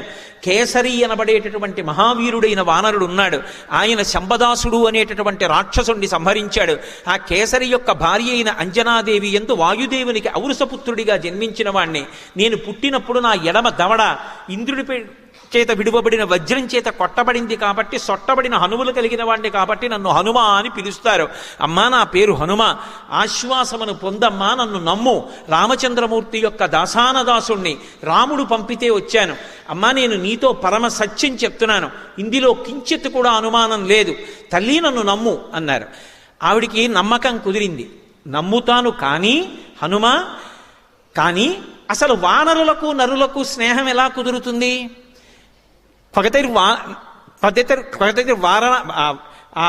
వానరాణాంచ నరాణాంచ పగతిర్ సమాగమే. వాళ్ళిద్దరూ ఎలా కలుసుకున్నారు? ఒకవేళ కలుసుకున్నా యాని రామస్య లింగాని లక్ష్మణస్య చ వానర తాని భూయ సమాచక్ష్వా నమాన్ శోక సమావిశేత్. ఏది నీకంత తెలుసు అంటున్నావే? రాముడితో అంత కలిసి ఉన్నానంటున్నావే, లక్ష్మణుడితో అంత కలిసి ఉన్నానంటున్నావే, ఏది నువ్వు కలిసి ఉన్నది నిజమైతే రామలక్ష్మణులు ఎలా ఉంటారో నాకు చెప్పు చూస్తాను అంది. అమ్మా నీకు తెలియక అడుగుతున్నావా తల్లి? రాముడి గురించి నాతో చెప్పించాలని అడుగుతున్నావమ్మా. రాముడు ఎలా ఉంటాడో చెప్తాను చూడమ్మా. రామ కమలపత్రాక్ష సర్వసత్వమనోహర రూపదాక్షిణ్య సంపన్న ప్రసూత జనకాత్మజే. అమ్మ రాముడు పద్మపత్రముల వంటి కన్నులున్నవాడమ్మా. ఆయన్ని చూస్తే సమస్త భూతములు పొంగిపోతాయమ్మా. అటువంటి వాడు తల్లి ప్రసూత జనకాత్మజే. పుట్టుక నుంచి ఆయనకి మంచి గుణాలు వచ్చాయమ్మా, కొత్తగా ఆయన నేర్చుకున్నవి కావు. అంతటి మహానుభావుడమ్మా. రామో భామిని లోకస్య చాతుర్వర్ణస్య రక్షిత మర్యాదానాంచ లోకస్య కర్తా కారయితాచ సహా. అందుకే మర్యాదా పురుషోత్తముడు అంటారు రామచంద్రమూర్తిని. ఆయన లోకంలో ఉన్న 4 వర్ణముల వారు తమ తమ ధర్మములు నిర్వర్తించేటట్టుగా చేయగలిగినటువంటి మహాపురుషుడమ్మా రామచంద్రమూర్తి అంటే. అటువంటి మహానుభావుడు. యజుర్వేద వినీతశ్చ వేద విద్భిః సుపూజిత ధనుర్వేదే చ వేదేషు వేదాంగేషు చ నిష్ఠిత. అమ్మ ఆయన వేదములన్నీ చదువుకున్నాడు, యజుర్వేదం బాగా చదువుకున్నాడు. అందుకే ఆయనకి క్రియాకలాపం అంతా తెలుసు, యజ్ఞములు తెలుసు, యాగములు తెలుసు, మంత్రములు తెలుసు. తనే స్వయంగా చెయ్యగలడు. అవసరమైతే వాస్తోహం చేసేస్తాడు, తండ్రికి తద్దినం పెట్టేస్తాడు. ఆయనకి తెలియని మంత్రాలు లేవమ్మా. ధనుర్వేదం బాగా తెలుసుకున్నవాడు తల్లి. తేజసాదిత్య సంకాచ క్షమయా పృథివీ సమః బృహస్పతి సమోబుద్ధ్య యశసా వాసవో సమః. అమ్మ ఆయన సూర్యభగవానుడు ఎంతటి తేజస్సు కలవాడో అంతటి తేజస్సు కలవాడు. భూమికి ఎంత ఓర్పు అంత ఓర్పు. ఇంద్రుడు ఎంత గొప్పవాడో అంత గొప్పవాడు. రామచంద్రమూర్తితో సమానమైన వాడు లోకంలో ఎక్కడున్నాడమ్మా? ఇక రామచంద్రమూర్తి ఎలా ఉంటాడో చెప్పమంటావా? త్రిస్థిర త్రిస్థలంభస్య త్రిసమః త్రిషు చోన్నత త్రితామ్ర త్రిషు చ స్నిగ్ధ గంభీర త్రిషు నిత్యస. ఆపాదమస్తకం తల దగ్గర నుంచి గోళ్ల వరకు అరికాళ్ల వరకు సభాముఖంగా వర్ణించడానికి వీలు లేని రీతిలో ఏ అవయవాన్ని విడిచిపెట్టకుండా రామచంద్రమూర్తిని పైనుంచి కింద వరకు వర్ణించేశారు. తల్లి తెల్లబోయింది. ఆహాహాహా మహానుభావ, ఇన్నాళ్ళకి రామకథ విన్నాను, ఎన్నాళ్ళకి చెప్పావురా ఈ లంకలో రామకథ. మళ్ళీ పొంగిపోయింది అమ్మ. ఇప్పుడు ఉంగరాన్ని తీసి, అమ్మ వనరోహం మహాభాగే దూతో రామస్య ధీమతః రామనామాంకితం చేదం పశ్యదేవ్యంగుళీయకం ప్రత్యయార్థం తవానీతం తేన దత్తం మహాత్మన సమాస్త్యుషి భద్రం తే క్షీణ దుఃఖబలాహ్యసి. అమ్మ నేను వానరుణ్ణమ్మా, రామచంద్రమూర్తి దూతనమ్మా. నీకు నమ్మకం కల్పించడానికి రామచంద్రమూర్తి ఉంగరం తెచ్చానమ్మా. ఈ ఉంగరం తీసుకుని అమ్మా నువ్వు సంతోషాన్ని పొందమ్మా. అమ్మా నీకు చెప్తున్నాను, ఈ క్షణం నుంచి ఇక నీకు దుఃఖం లేదు. క్షీణ దుఃఖ బలాహ్యసి. హనుమ నోటి వెంట యోగి నోటి వెంట వచ్చింది కాబట్టి సుందరకాండ ఏ ఇంట ఈ మాట వినపడుతుందో ఇక ఆ ఇంట దుఃఖం ఉండదు. దీనికోసమే సుందరకాండ చెప్పించుకుంటారు. కాబట్టి మహామంత్రము అంటారు సుందరకాండలో. ఈ శ్లోకాన్ని శ్లోకమంత్రం మహామంత్రం అని పిలుస్తారు. వనరోహం మహాభాగే దూతో రామస్య ధీమతః రామనామాంకితం చేదం పశ్యదేవ్యంగుళీయకం ప్రత్యయార్థం తవానీతం తేన దత్తం మహాత్మన సమాస్విషి భద్రం తే క్షీణ దుఃఖ బలాహ్యసి. అమ్మా ఊరడిల్లు, ఇక నీకు దుఃఖం పోయిందన్నారు. ఆ తల్లి ఆ ఉంగరాన్ని ఇలా పుచ్చుకుంది. గృహీత్వా ప్రేక్షమాణాసా భర్త కరవిభూషణం భర్తార వివసంప్రాప్త జానకీ ముదితాభవత్.